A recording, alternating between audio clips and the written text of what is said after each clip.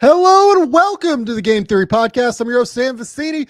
Today, Bryce Simon and I are here, and we are going to talk about the 2025 NBA Draft. We're going to do a mock draft for everybody heading into March Madness. The NCAA tournament starts tomorrow, and I know that everyone is going to be ditching work to watch all of these games. Who do you need to watch? What teams are looking for what players?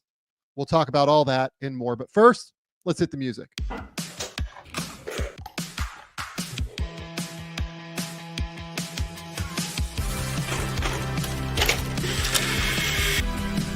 They do have a timeout. Decide not to use it. Way downtown. Bang! Bang! What's this going to be? Wow! Are you kidding me? Hello and welcome to the Game Theory Podcast. I'm your host, Sam Vecenie. But if you watch the tape, what you will see completely orchestrated this game. Bryce, what's going on, buddy? You're muted. Oh, no. What a start. See, I try to be so polite and then I forget. I know we're doing NBA draft and rightfully so. We got March Madness, but I have some quick NBA trivia for you. Sam, how many Eastern Conference teams have locked in postseason play? Not playoff, but postseason play as we sit here on Wednesday, March 19th at 6 Eastern time.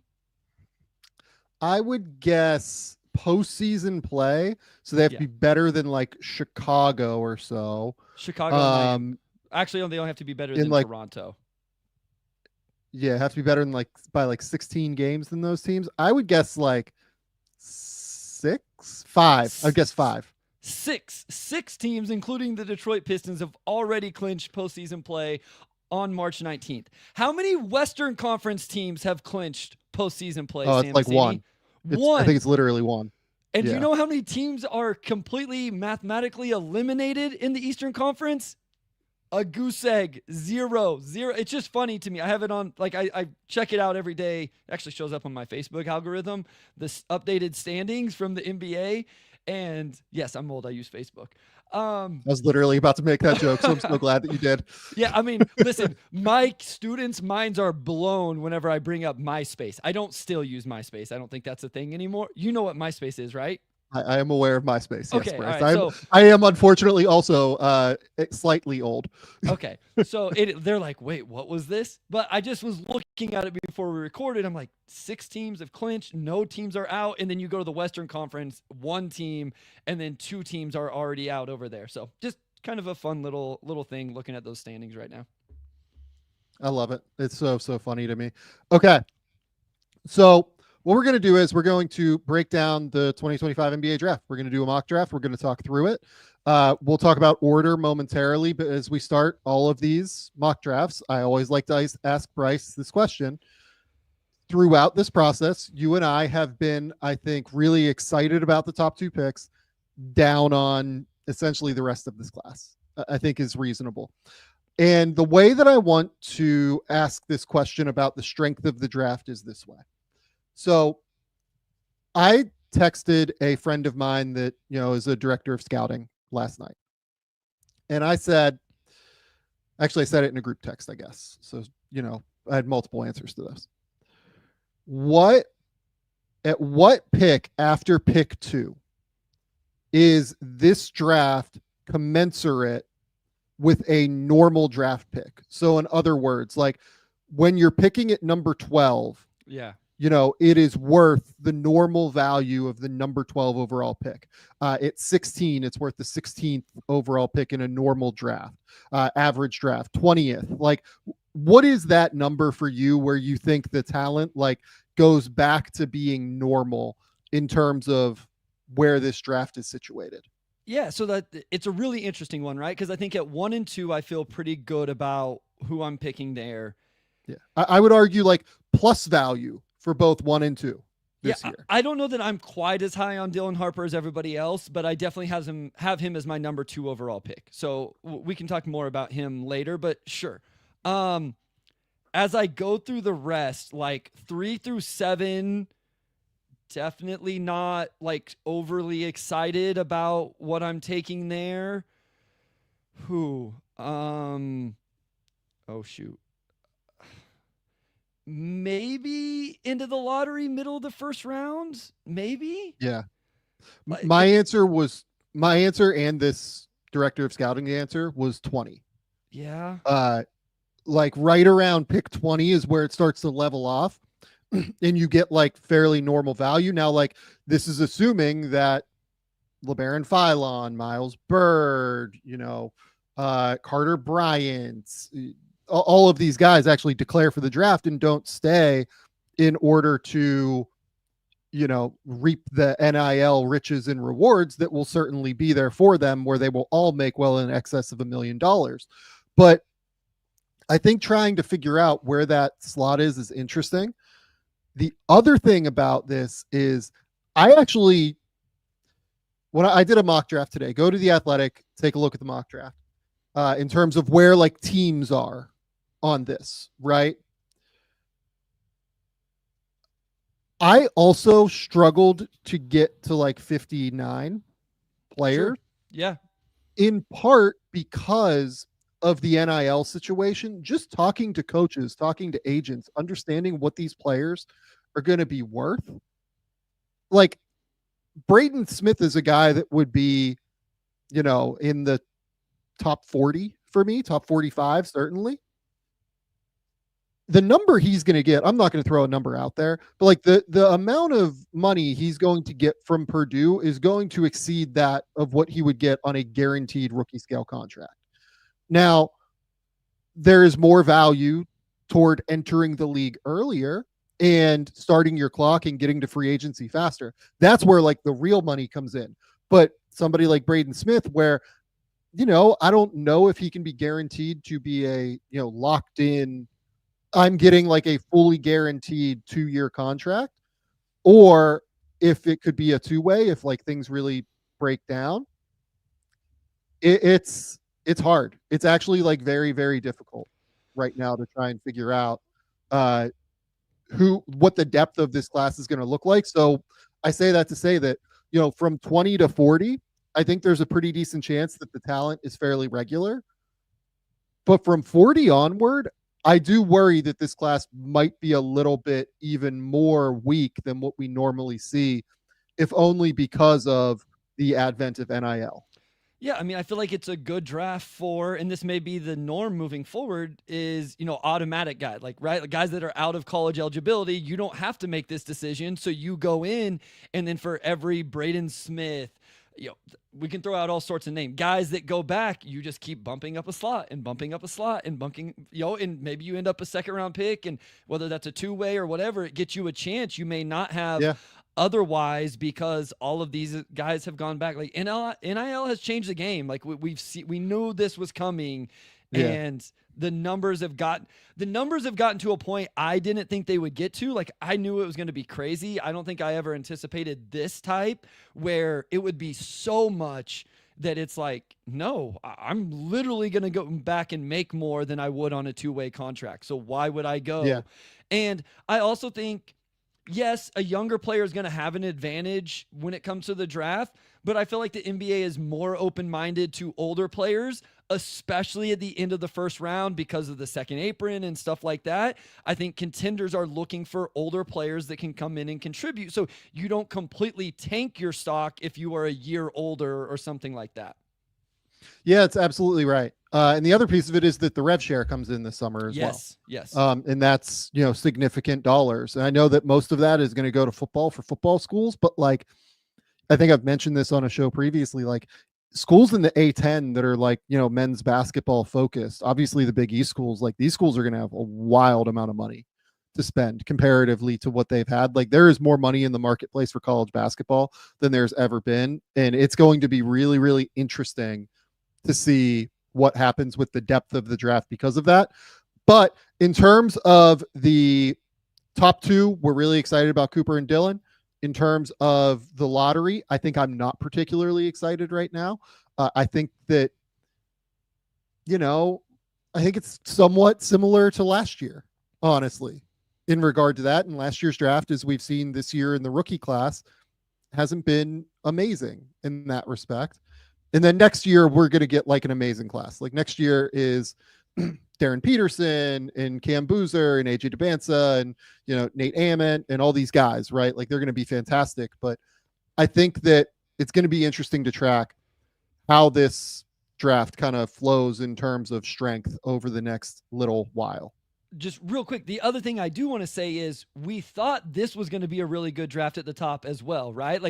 And I would say 4 of the 5 are still going to probably end up in the top 5, but I don't feel as good about VJ as what I thought I was going to coming into the year, even though I have him where I do on my board. I don't think nearly as highly about Ace as what I thought I was going to coming into the year. And Traore has really fallen down. And I don't know that he's been replaced with somebody who I'm just like over the moon for. So there was a chance that you like felt really good about all 5 of the top 5 picks. And I don't necessarily feel that way anymore, at least not as confident as I thought I was going to coming into the class. Yeah, I mean, I think you and I differed a little bit in that respect. I've always been like a little bit down outside. I even had some questions on Cooper, but like, I think I've been a little bit further down on the top end than like there were people saying that like this is a generational draft class in the top 5. And it was just like that there was that was never a reality of this thing. No, I think a big thing for me was I was super high on Ace coming into the year because it was like, this is your prototypical, like, I thought he was going to be more of a self-creator and not as much of what he kind of looks like his role is going to be. We can talk about it later, but yeah. Okay. Before we move to the mock draft and explaining that, 2 things real quick. First, go subscribe to the Game Theory YouTube channel, Game Theory Podcast with Sam Vecenie. Click the button. It really helps support the show. It really, really helps let you know when we go live. We go live multiple times a week at least. I tend to do breakdown videos. Right now I'm in the middle of draft guide stuff, so it's a little bit hard for me to find time to do this, but I will try and do more breakdown videos over the course of the next couple of weeks. But if you go to the Game Theory YouTube channel, Game Theory Podcast with Sam Vecenie, hit the subscribe button. It really, really helps support the channel.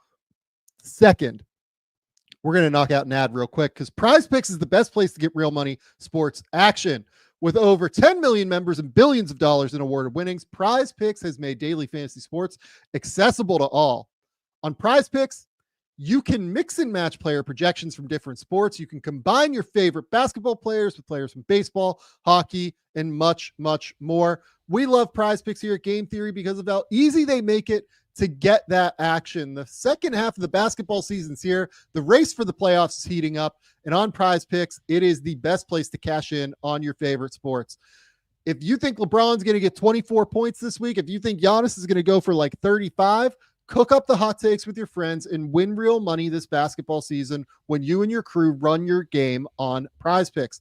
Download the app today and use the code GameTheory to get $50 instantly after you play your first $5 lineup. Download the app today and use the code GameTheory to get $50 instantly after you play your first $5 lineup. PrizePicks, run your game. Okay, Bryce. The way that we are going to do this today, we have done a simulation. We've done a lottery sim. Our order today, the Brooklyn Nets have spiked up to number 1. The Utah Jazz have dropped 1 spot to 2. The Chicago Bulls jumped up 7 spots to number 3. The Philadelphia 76ers jumped to number 2. All of Washington, Charlotte, and New Orleans fell to 5, 6, and 7. That means Toronto is 8, San Antonio is 9, Miami is 10. So we have done a lottery sim, which is something people have been asking us to do for quite a while on these things because this is, the way that the lottery works. And it was interesting going through this, trying to understand kind of how that impacts the order in which teams could be using their picks and in which players will be taken. So I'm excited to talk through this. Yeah, no, it'll be fun. I threw out an idea at you of like, hey, let's change the mock up a little bit. Let's do something a little different, and we're gonna do that later on. And then you came back today, is like, hey, I think we're gonna use this random, like one spin of the wheel, whatever. And I was like, oh, this is perfect, right? Like it breaks it up a little bit, and like you said, you get some teams in some different spots, and now we're with the Bulls at whatever they ended up 3 or 4, Bulls at 3. Now it's like, okay, now we're talking about them in a different kind of tier than what we have been in other scenarios. So I think it'll be fun, put some guys on some different spots, and yeah, it'll be a blast. Do you want to go first? Sure. I feel like I always go first in these things. So cool. Yeah. The first pick is quite easy. Yeah. Bryce, Cooper you are Flag. up. The Brooklyn Nets are on the clock. You are taking Cooper Flag. Yeah, and I think my biggest thing here is like, at this point, we've talked about Cooper Flag. We've talked about the defense. We've talked about the offense, the season he had. Hopefully we get to see him in the NCAA tournament. I think what is important here is something we've talked about recently with the Brooklyn Nets and how they kind of control the offseason. And Sam, we brought up this very specific scenario where if Brooklyn hits the lottery and takes Cooper Flag, their offseason could look vastly different than if they don't, because they may say, hey, we have Cooper Flag, we have Cam Johnson, we maybe have a couple other pieces. Let's actually spend our money in a way to start progressing this thing out, not necessarily taking bad money, bad contracts, something like that to get future picks. When you draft Cooper Flag, you feel like you have the most important thing in the rebuild. And that thing is the face of your franchise. Now, whether he ends up being that or not, people can debate. Right now, I would say I would believe in it. But you at least feel like you have it. And so you can start deciding, okay, what is our path to building out around that? That's what this would do for the Nets. And I think it would be a really interesting spot for Cooper Flag. I completely agree. I think it'd be a monster spot for Cooper because they would get to build a team in Cooper Flag's image. For people who are listening, Cooper Flag, 6'9", 6'8" wing from Duke, has been utterly elite over the course of the last couple of months. There's just not another way to put it. From the 42-point game against Notre Dame to like the 28, 8-7 game against Wake Forest.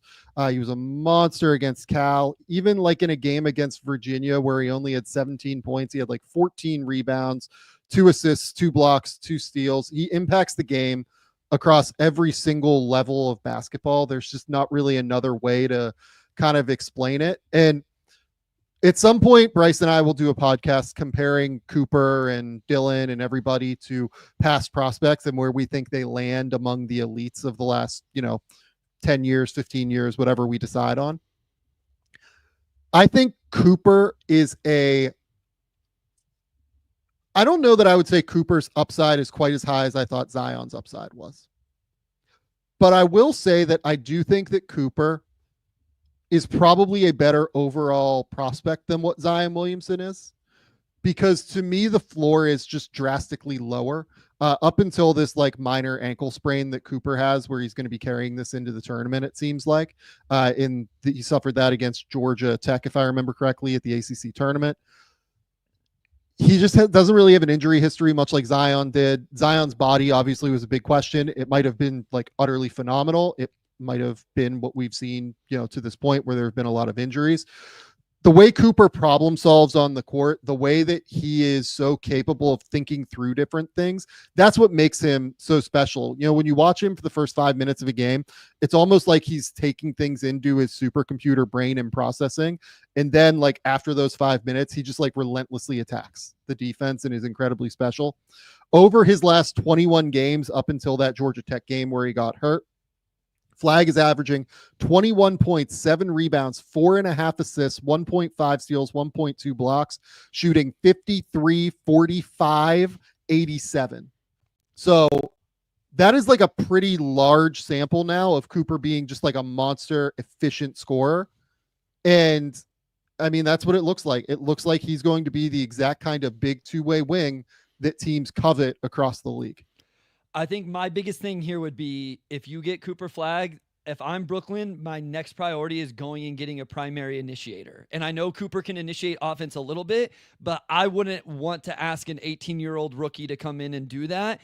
And so I would make sure that my point guard position was locked in, even if it's just a facilitator, somebody that gets him the ball, somebody that creates shots for Cam Johnson, somebody that creates shots for your bigs. Like, I would prioritize that if I was Brooklyn, so that way there's not too much of that put on Cooper flag, or you get just the right amount, right? Like, you dictate how much he has to do of that stuff. But yeah, I think what sold me throughout this season was his growth, his progression, and then the way he scored the ball, along with his athleticism, doing the little things, rebounding. We've talked about the defense, all of that. So, like I said, I think this is a great spot for him. And if you're Brooklyn, obviously we've talked about this, getting the number 1 pick in this draft is huge because of how things tier out after that. Yeah, and to me, Cooper, probably not quite as high level as Victor was from an upside perspective, but would be like the second best prospect of the decade for me at this point. Sure. Just an unbelievable level player. Okay. The last thing I will bring up here for the Nets is, just before we move on to the Jazz, the Nets would then enter like a massive team building spot. Yes. I've seen some speculation recently online about how bad their trade was with Houston. If they win the number 1 overall pick, that's the whole point of the trade with Houston. You know what I mean? To move those Phoenix picks, and I believe a Dallas pick, if I remember correctly, in order to get a real pathway to try and get Cooper flag. I think that, really whether or not that deal ends up being a disaster for Brooklyn depends on how good they do on lottery night at the end of the day. With Houston, obviously a great deal. And that was something that, having talked to Houston after the fact, they just saw it as, look, if we don't do this deal, Brooklyn's probably not going to tank. And thus, we're going to get poor value on that deal. Now that Brooklyn is tanking, not tanking really, they've been competitive throughout the year, but it might, look like the Rockets lost out on Cooper, but they're still going to get these 3 incredibly valuable picks with, Phoenix and Dallas looking like they're in a really, really bad spot. Yep. Okay. Next up, the Utah Jazz. This is another one that's fairly easy for me. The Utah Jazz, to me, desperately need somebody like Dylan Harper to come in and be able to create shots. Dylan Harper's averaging 19 points, nearly 5 assists, 5 rebounds per game. He is a big guard. He is like a big, bulky, physical 6'5" to 6'6" guard who is strong, and who I think his superpower more than anything else, and you can correct me if you think I'm wrong on this, is just the way that he's able to navigate spaces within his gathers and his footwork getting all the way to the rim. I think he's a really shifty, creative ball handler, in addition to being able to use that, I don't know what you want to call him, somewhere between 210 and 220, weight, and use that physical frame to be able to get advantages that way, but then be able to utilize the shiftiness that he has to get all the way to the rim and score at a very high level with that left hand, or honestly, sometimes with the right as well. He's just a very capable creator and overall decision maker in ball screens. And by the way, the thing that we haven't seen a crazy amount of this year with Dylan is the passing. I think the passing is there. We've seen it particularly with Team USA stuff with Dylan, where I thought he was really impressive as a playmaker, because Rutgers just was not very good this year. And it was just him and Ace, and not really, I don't even know if I would say they had another Big Ten, super high level Big Ten player. That does set up for some numbers that probably underrate Dylan's passing ability. Yeah, one thing I always love, and I did this for a lot of the guys we're going to talk about today. So I just went and pulled numbers from Synergies, things that stood out, catch and shoot numbers at the rim, half court, different things like that. And his half court at the rim finishing above 60% really stood out to me with Dylan Harper. And it backs up what you said, what I have in my notes, where he plays with great physicality, but great body control, has pace and nuance in ball screens. I bring it up every time. He has this nasty in and out hesitation dribble, just really, really impressive stuff. The balance and the contact balance he can play with makes him really impressive. I like him with the Jazz. This is a team that I don't know that I trust any of those guards to be the guy that initiates offense for them. We've talked about Keontae George, what we think his role is. I know Isaiah Collier's done a lot of really interesting things down the stretch, assist numbers, stuff like that. But putting Dylan Harper here, I think I would worry a little bit, like how much do they throw on his plate? He could be one of those guards that struggles a little bit early, like we've seen, right?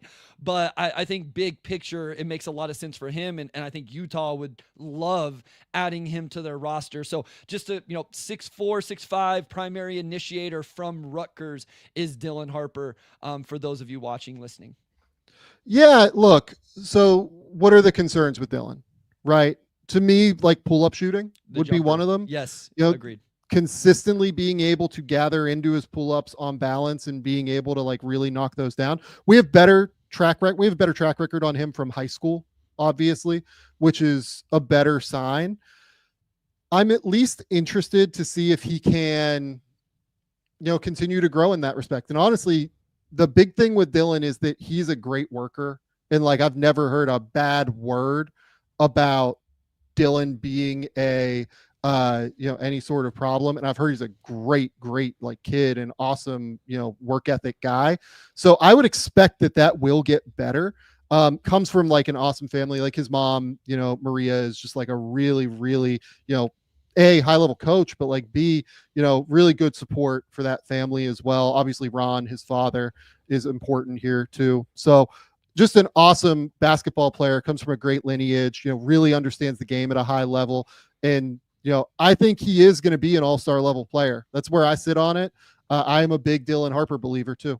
Yeah, and I think he's going to be okay defensively. Like he has the ability to do that, and the body type, the length, the strength, all of that. It may be a little bit ugly early in his career if they put a whole like huge workload on his shoulders on the offensive end, but I think he can be engaged off the ball. I've seen him on the ball, like give those second effort, cut off drives, give his chest, active hands, stuff like that. So I think there's a chance that he can be impactful on the defensive end as well. It just may not happen early because, again, you put a huge load on him on the offensive end. That's going to be a lot of his focus. And so it may take a few years before he's kind of the two-way impact. Yeah, so like apparently Ron Harper said like his kid's not going to the Utah Jazz. Like his dad, said this. I'm just telling you right now, like if the Utah Jazz get the number 2 overall pick, like this is happening. Like I would imagine they're taking Dylan Harper just because there's no reason not to call that bluff. From what I know about the kid, like the kid is not going to have a problem playing in Utah. At least that's speculation on my part, but everything that I know about the kid says the kid is like a really good dude. Plus, like if you look through the draft history, like Dylan Harper is represented by WME. Literally last year, the Utah Jazz selected Cody Williams, from the same agency. I would imagine that this is not going to be a problem, and it would be very, very, it'd be very strange to me if that ended up being a thing in any way, shape, or form. Yeah, I think the other thing here is like then this would get traded and some other team would take him at number 2. I don't think like Utah is not going to draft somebody else at 2 over. If I was in this situation, no matter what, like Dylan Harper would be the number 2 pick, even if I ended up having to trade him or something like that. I know there's leverage and whatever else, but I feel pretty comfortable with us taking Harper at 2 still. Okay, you are up at number 3. Number 3 overall pick is the Chicago Bulls, which is like kind of intriguing to me, at least in terms of what they could do to look at this. Yeah, so I'll just like the names for me are VJ Edgecombe, Ace Bailey, Trey Johnson, Colin Murray Boyles, Kasparis. I don't think I need to add another true point guard to the mix in Chicago. I'm just going to stay true to my board here because I think it works out just fine. I will take VJ Edgecombe here at number 3 to the Bulls. I think adding in a perimeter defender like him makes sense. And what I like is Chicago is 3rd in 3-point attempt rate. I think that's absolutely something VJ needs early in his career. I think that is going to be his superpower offensively. I worry about some of the off the dribble stuff. I worry about some of the rim finishing. That's below 50% at the rim in the half court. But he does have a positive assist to turnover ratio. He's a big time athlete. So getting out in transition, Chicago's 3rd in pace, and you bring him in to be defend, be disruptive. Maybe you can build some sort of defensive infrastructure in terms of disruption with him and Modest. So I will take VJ Edgecombe here. He is 3rd on my board as things sit right now. VJ, a 6'4" off-ball guard from Baylor. 6'4", Sam? to me, off-ball guard, this is where it gets kind of interesting at his height and what it ends up being for Baylor. So VJ this year averaging, I believe, 15 points on the dot, 5.6 rebounds, 3.3 assists, shooting 43, 35, 78. Okay. So what do I like about VJ? Let's start there. I love how hard he plays. I love the athletic explosiveness. I think that there is just some real significant pop there. I don't think he's like a top 1% athlete that's like in the Amen Thompson, Anthony Edwards like group from a strength and explosiveness like combination, which, as we know, is so important in the NBA. He's gonna be top 5. But top 5%? I would say that he's definitely top 5%, Okay. and it could even be like top 3%, honestly. Like he is in that world, which is a super, super high level athlete. It's not, like Amen like controls games athletically. I don't really think VJ is going to control games athletically in that way. But what I will say is that the way that he utilizes that athleticism defensively, I think is what's really, really high level. His motor never stops running. He's very reactive defensively. I think he's actually physical and willing to guard up the lineup, which is really exciting to me for somebody who is like 6'4" and is a little bit skinny. He is just an absolute monster of a defender to me. Now, offensively, this is where things get fun to me. Sure. Yeah. Because I do like him off the ball. I think that he can knock down catch and shoot jumpers like at a pretty real clip. I'll look up the numbers kind of while we're talking here. I believe in him being like an off-ball wing who can really cut off the ball and like create opportunities that way. There's a lot of really, really exciting ways to utilize his athleticism that I think would, thrill fans of whatever team gets him. This year, he's knocking down 36% of his catch and shoot threes, and if he's taking them unguarded, according to Synergy, he's knocking them down 44% of the time, actually. So I am a believer in Edgecombe being able to shoot as an off-ball player. My questions are largely on the ball with VJ. I don't really love his left hand. I don't love his ability to deal with high-pressure defenders. I don't really love his ability to get to like any sort of in-between game because I actually think his gathers and his footwork right now are a little bit off in terms of getting into that area and being able to get all the way to the rim with his left hand, being able to like find a floater. I will say he's improved a lot at the floater, particularly over the course of the season. Additionally, I just have some concerns about him as a pull-up shooter. Sure. I think that he tends to get into the shot a lot more fluidly off the catch. I think that he tends to struggle to get his balance off of the pull-up consistently. And that shows in the numbers. He's made 23% of his pull-up threes this year, and he's made 30% of his pull-up twos this year, according to Synergy. So it's like you see it in the scouting, you see it in the numbers. This is like a real concern. The thing I will say about VJ, though, before I'll let you, finish your pick here, is he is an incredible worker, much like, we just spoke about Dylan Harper, much like with Cooper Flagg. He is the kind of person that you want to bet on continuing to improve. I will say about the shooting stuff too, it's not always easy. We talk all the time about guys who are really comfortable off the bounce compared to off the catch, and it goes both ways. And so it is concerning. And this is why at the top we talked about feeling really good about who we were going to take number 1 and number 2. And while we may really like some guys as we go throughout this, if I was taking VJ at 7, I would be ecstatic. Like I would be really excited about that. Taking VJ at 3, I'm not quite as like, oh my gosh, I feel really, really good about this. But this is what I feel like with the players that are on the board. And I will say, like, Chicago has like 7 point guards, so he can just play off the ball, catch and shoot, and it'll work out perfect. So no, I do feel like he fits I feel like the system would make sense, right? High priorities on threes, high priority in transition, and then he goes in there and he's disruptive defensively, which we know he can do with that athleticism. It may not be the upside swing that Bulls fans would want. Like I could see Bulls fans wanting like, hey, let's go for the Ace Bailey swing on the wing. Cool, I get it. Or maybe a big man or something. If I'm Chicago, I'm taking a guy I think can play 3 and D and fit into what we like to do offensively.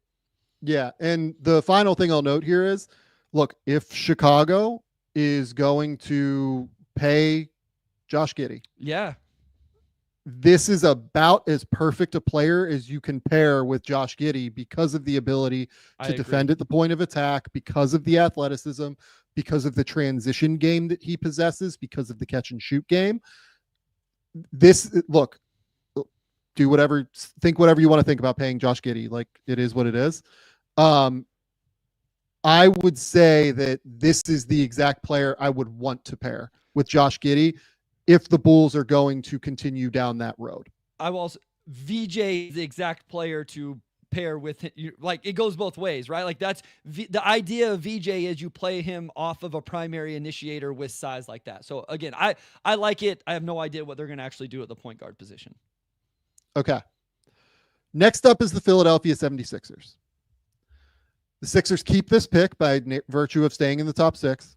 If the Sixers fall out of the top 6, and they are currently 6th right now, they will, I believe, give that pick to Oklahoma City. It's definitely to Oklahoma City. I know that off the top of my head. So 2 guys for me here to look at. I am higher on Colin Murray-Boyles than what I think a lot of people are. I really like the potential for him to be a playmaker as a short roll offensive player. I think the shot is not broken. I have hopes that he will be able to continue to grow in that respect. I also love him on defense. I think he's going to be a monster defender, and we'll talk about him when he actually gets picked. I think that if you're the 76ers, you still take Ace Bailey. Okay. And there are a couple of reasons why here. First, Ace Bailey is, 6'9", 6'10". He is a monster shooter. Like, he is an absolutely tremendous shooter. I have no doubts that he's going to be a real knockdown guy at the NBA level. He takes a ton of crazy difficult shots. Mm-hmm. And that right now reduces the impact. I think that if you put Ace with Joel Embiid, Paul George, and of course Tyrese Maxey, then you set him up to where he's in a smaller role early on, and you tell him, hey, let's go out and let's figure out how to just be a catch and shoot guy. And then you can build your game off of that ability to just get on the court. Ace is not a great defender right now. He, misses rotations pretty regularly. He's a bit of a ball watcher. But I do think that there are some worlds where he ends up being pretty good defensively because he shows real switchability at times as well to be able to really get out and guard opposing perimeter players. I think that if you gave Ace catch and shoot threes, you let him be an athlete in transition, and you tell him hey, we need you to guard, it would actually be the best thing for Ace Bailey early in his career. Now, is the best thing for Ace Bailey the best thing for the Philadelphia 76ers? Honestly, I'll hear out a case if you think they should just take Colin Murray-Boyles because he's a more ready-made defender and he's a little bit of a higher IQ player, everything like that. But the other piece of this is that they are in a trickier spot than what I think a lot of other people believe. Joel Embiid, if he does not get back to full health, they're in a bad spot. Paul George, if he's just done, this is a real problem. Yeah. They need actually to use this pick to swing for upside if they jump into the top 4. And I do think that Ace has some of that. I think that he is a bit too inflexible, and I don't think his vision is good enough to ever be a true primary creator in the NBA. But I do think that being this big with such a high release point, being this level of shooter, it does really give him some very high level outcomes if the defense does improve. Yeah, I mean, I've had to change kind of my look on Ace. He is the number 4 on my board still, but like at one point I thought like real two-way, like primary option type of stuff, but the handle was just never there. It never developed. You look at his half court at the rim, he's 42% on only 38 attempts. He only got there 38 times. And again, if footwork is really bad. Like it's Yeah. really, really bad getting to the rim. And if anybody has synergy, like I always like to go just look at the half court numbers for some of that stuff, because transition things can skew. I want to know, like, what are they doing in those tighter areas in the half court? So the shooting I believe in, right? Like you already mentioned that, you talked about it, the negative assist to turnover ratio, but I do like the rebounding, the stocks, and the defensive playmaking and all of that. I feel like continue to get better and better. I think I agree with you that actually going to a spot like Philly, where he's going to probably come off the bench and, you know, in that role, is better for him than if he went to, I don't know, like Washington and had an argument for being the best offensive option, or, you know, he thought he was going to be the best offensive option. Again, assuming health from Joel Embiid and Paul. I mean, even if not, you still have Maxey and Jared McCain and potentially Quentin Grimes with the way he's playing. So I actually like this for Ace Bailey, and could end up being a really good thing for the Sixers, not just now, but then you start building around him and Maxey and McCain and, you know, in the future as well. Yeah, the other thing worth noting here is that the Sixers actually do need a bit of size, like in their front court. Yeah. Like they need a bit of length. If you look at like what their roster is long term, right? It's Maxey, it's McCain, it's, you know, maybe Paul George is there. It's certainly Quentin Grimes with the way that he's been playing right now. And then you look in, you know, in the front court, you know, they probably re-signed Yabusele, I would guess, but Yabu's like an undersized 4-5. I think that they could use somebody like Ace Bailey that is a bit longer in order to just kind of balance their lineups a little bit better. Yeah, no, I like that. The size impact would be really good for them. Okay. You are up at number 5. This is the Washington Wizards, and this is a disaster for the Wizards. So I'll just kind of talk through like guys that are up on my board: Trey Johnson, Colin Murray-Boyles, Kasparas Jakubonis, Con Knipple. So like, here's my thought process. I could go with Colin Murray-Boyles. This is like, I actually like this idea because defensively, like I have a real infrastructure. And so if I'm the Wizards, do I just say, you know what? I'm going to build a defensive infrastructure around Bilal, around Colin Murray-Boyles, and behind Alex Sarr. That's kind of interesting to me. I can't space the floor a lick, but maybe I can go get vets to do it. Then I'm like, okay, they can't score, they can't shoot. Does Trey Johnson make sense here? Like, nuclear shooter, like that can make sense. And then I look at Jordan Poole's contract and go, do I want both of those guys on my team right now? Like, how does that look? Kasparas could be interesting. Con just like kind of splits the difference of all of it. I actually think I've kind of warmed up to this. I actually think I'm going to go Colin Murray-Boyles. I think it'd be a lot of fun to just go defense and floor spacing with veteran leaders, you know, stuff like that in free agency, whatever I needed to do there. I think the idea of putting Bilal Coulibaly, Colin Murray-Boyles, Alex Sarr together on a floor, again, I understand the spacing issues, but defensively, I think that would be a lot of fun. And if I'm the Wizards, if I don't feel like I can just get this home run offensive swing, then maybe let me build out that side of the floor for my team. Yeah, so the Wizards right now, you know, 30th in offense, 28th in defense. They're just very young. They have a lot of holes, right?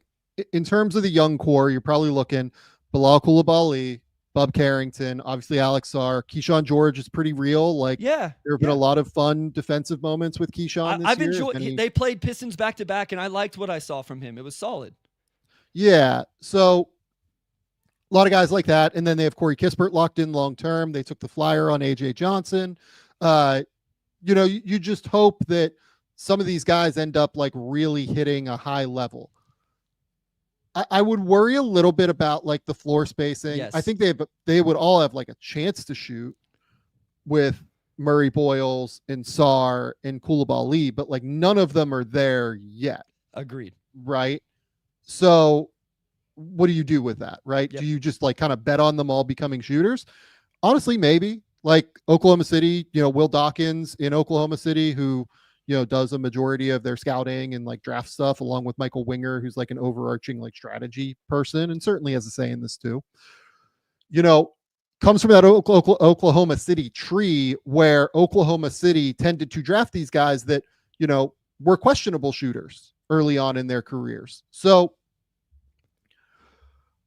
I think that this is like a plausible sentiment. The other thing I like about this in theory is you could go one of two ways with Murray Boyles. You could say like keep this frame and we can utilize him to like sometimes guard bigs and let Sarr be like a roaming defender across the play and help. I love those two on the defensive end. Like this is what ultimately was the deciding factor for me is these two defensively together, I think could be a ton of fun because of some of the versatility you could do with matchups with them. That's right. The other thing here though is, okay, so I wouldn't worry about like anything with Murray Boyles in terms of South Carolina being terrible this year. If you watch those games, like South Carolina's guards like couldn't throw him like entry passes. It was insane to watch them. And to be fair, if people want to question Colin Murray Boyles, we just took two Rutgers players that were below 500 at 2. It's pretty funny, isn't it? 2 and 4. So like, that's fine if you want to call out CMB, but then let's call out Ace and Dylan as well.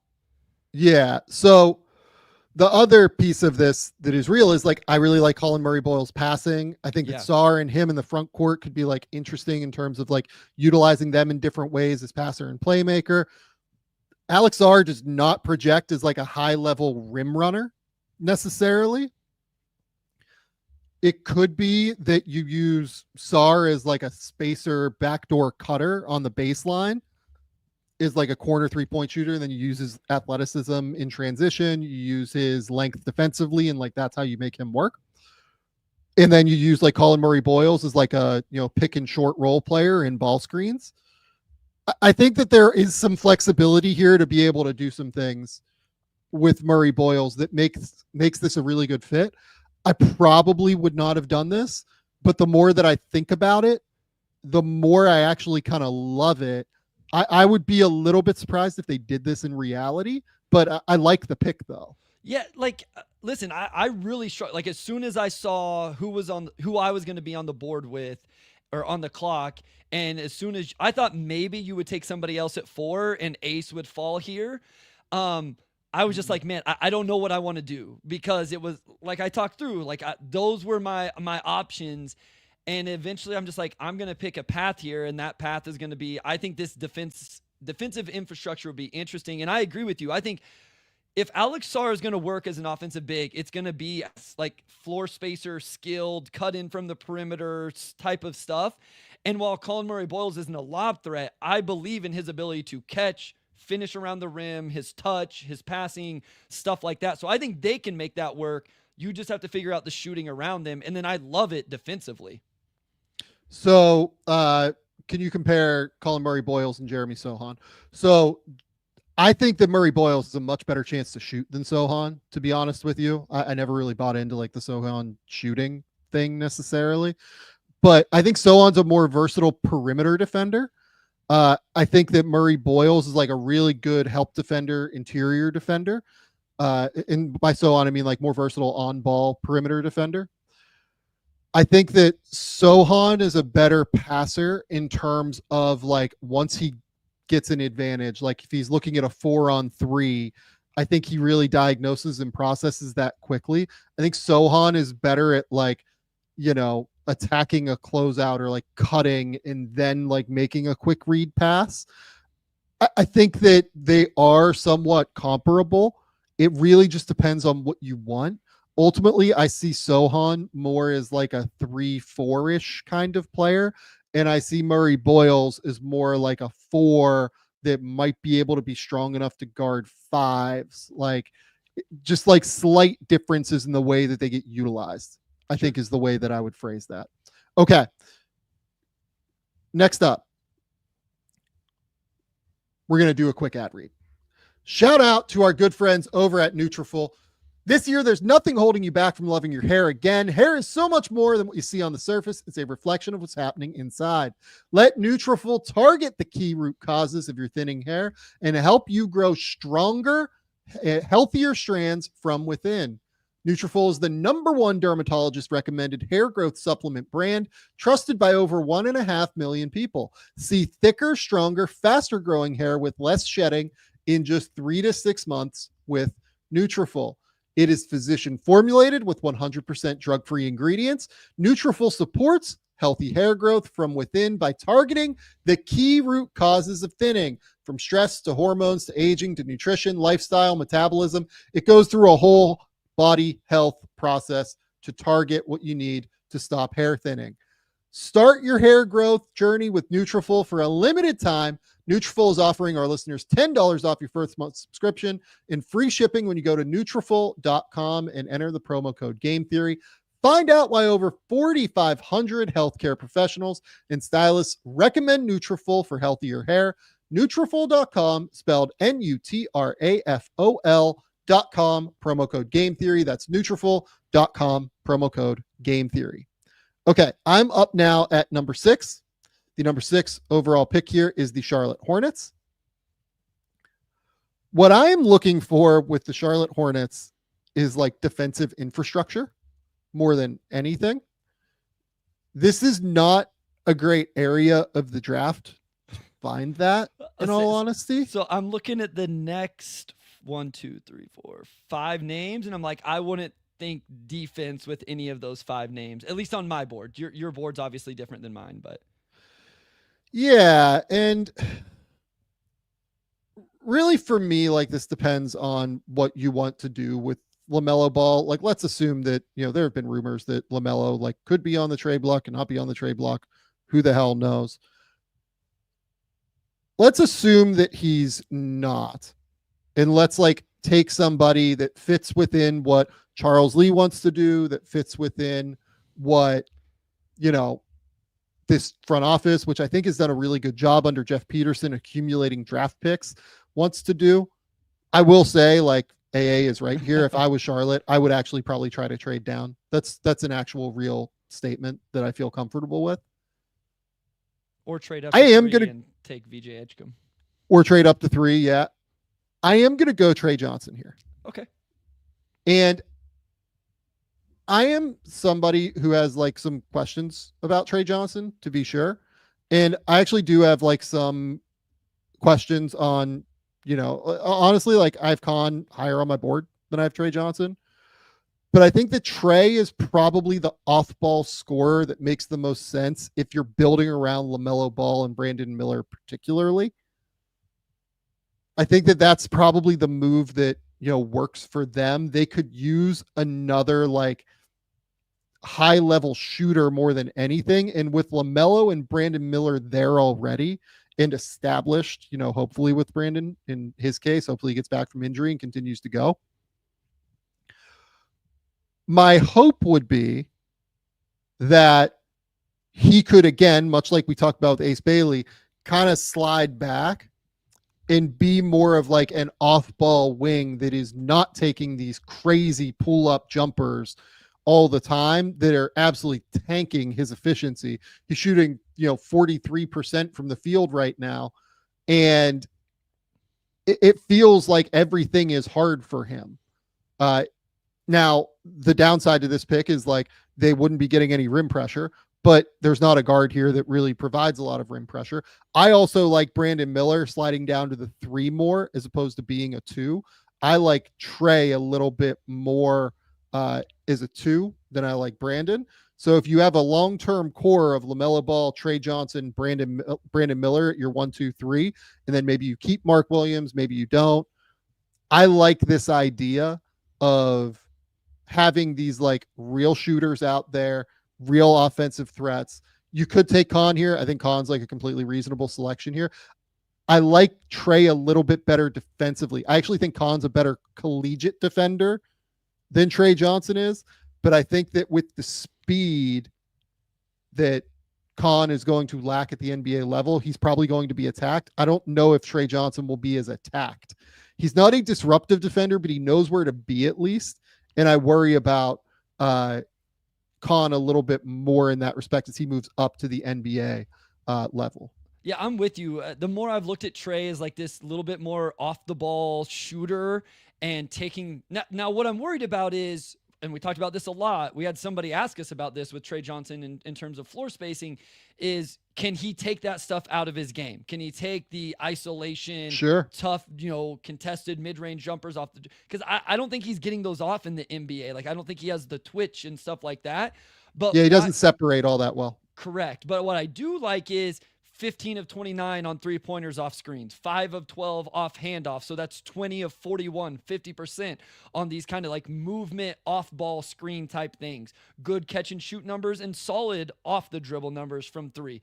Doesn't get to the rim, doesn't finish it well, but still a positive assist to turnover ratio.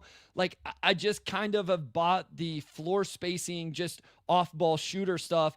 And then I think when you put him as an off the ball player, the passing actually looks better now, right? Like you're not, when you're not evaluating him as this primary scorer, this worry of twitch and ability to create separation, not quite as big of a deal. And the passing and decision-making, not quite as big a deal. It almost becomes a positive whenever he becomes a secondary guy that's going to attack a closeout. Then can you make the right decision when the defense collapses? So I've come around on Trey Johnson as well. I actually did have him higher on my board than Colin Murray-Boyles by one spot. So easily could have selected him with that Wizards pick as well.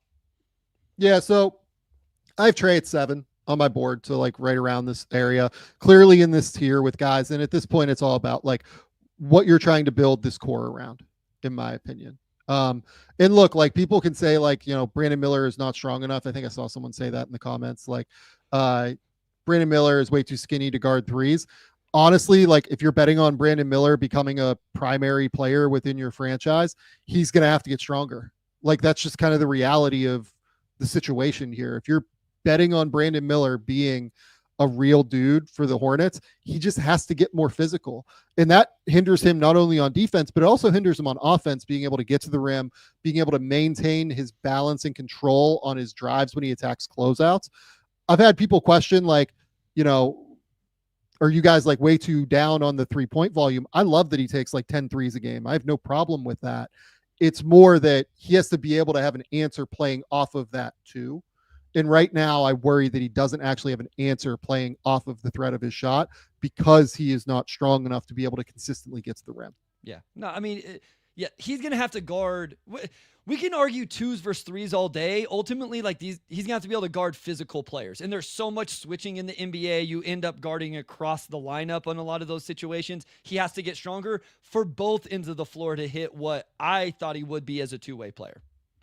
Okay, you're up at number 7 with the New Orleans Pelicans. So this ends up being, I don't want to say easy, but for me, I have a tier here, and I think this player fits into what the Pelicans would need with DeJounte Murray coming off the injury, CJ McCollum going into his last year of his deal. I will take Kasparas Jakičionis with this pick at number 7. I feel like maybe other people aren't quite as high on Kasparas. I've moved him down a little bit. He was as high as like maybe 4 on my board at one time. He is down now at 7 for me. It's similar with Dylan Harper. Like the 2-point and 3-point dribble jumper percentages just aren't good enough. It's under 40%. But I love that he's over 60% at the rim, right under 100 attempts. He's an impactful rebounder. I do think he can pass. But like I always say, the turnovers do worry me. Like it is something I understand, am nervous about. I get it. So if somebody else is like, hey, this is the spot for Con, I would listen to it. Like Con's going to go very, very soon. But I think New Orleans could use like a potential primary on-ball guy. I still like Kasparas. I think he can pass. I think he's shown a little bit of shooting off the dribble, off the catch a little bit. So he can do a little bit of that as well. So I'll take Kasparas here. Yeah. So I would have gone a different direction, but I'm totally comfortable with this pick for you. Hitting 35% on catch and shoot threes this year, I have no problem. Like, I think he's going to shoot it. It's just that, he's in a situation where he's taking 1 million pull-up threes. It feels like he's taken 107 pull-up threes this year, made them at a 32% clip. The issue with Kasparis is the athleticism and what it leads to. Sure. And a lot of the time that's turnovers.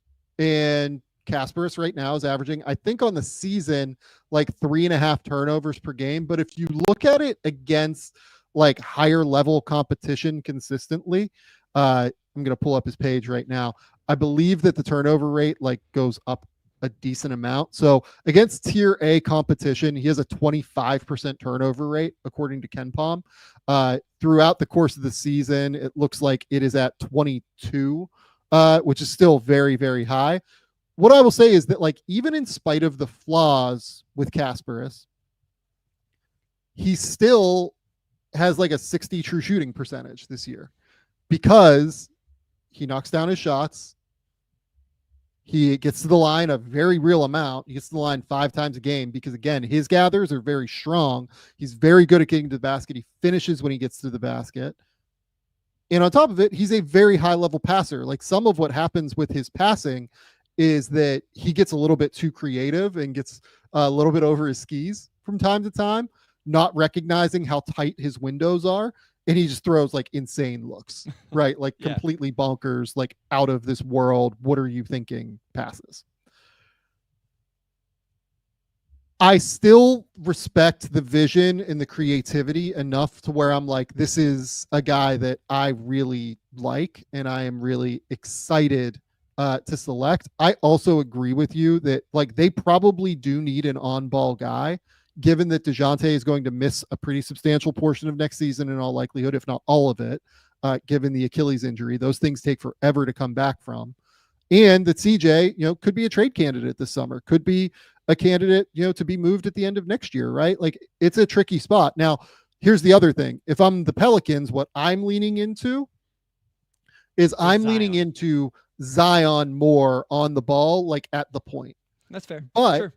Because Zion has like an injury history that you have to worry about, I want like another long-term answer that can handle the ball a decent amount. And Kasparis, I think, fits in that respect for you because he can play both on and off the ball. Yeah. So I don't mind this at all. Yeah, no, it worked for me just based on where my board was at and what I thought could work for them. I struggled to account for Zion too much. We've talked about this at length. Like, we don't need to go into it again just because of the injury history. Like, I'd hate not to take an on-ball guy because I think that Zion's going to be healthy or something like that. So, yeah. Okay. So Kasparis Yakashonis going number 7. We're up here at number 8 with the Toronto Raptors. The Toronto Raptors are in like a funky spot with their roster, just frankly. You're talking about a team, pull it up on the page here, just it's a little bit easier for people to see. You're looking at a core of Scotty Barnes, Brandon Ingram, Emmanuel Quickley, RJ Barrett, and then Jakob Poeltl are likely your 5. And then you have Grady Dick. You obviously have a couple of the young guys that they took last year in Jamal Shed and Jonathan Mobo. I mean, who knows what they think of like Jamison Battle long-term. Jacoby Walter was their first pick last year. He is like a 2 guard as well. The thing is that like Khan is very clearly the best player on my board. Like, it's not even really all that close. He is the guy. He's next up for me as well, for what it's worth. I don't know if you can have, I mean, look, like part of this would be like good to take Khan because Khan can play off the ball and they just don't have a lot of guys that play like off the ball. Right.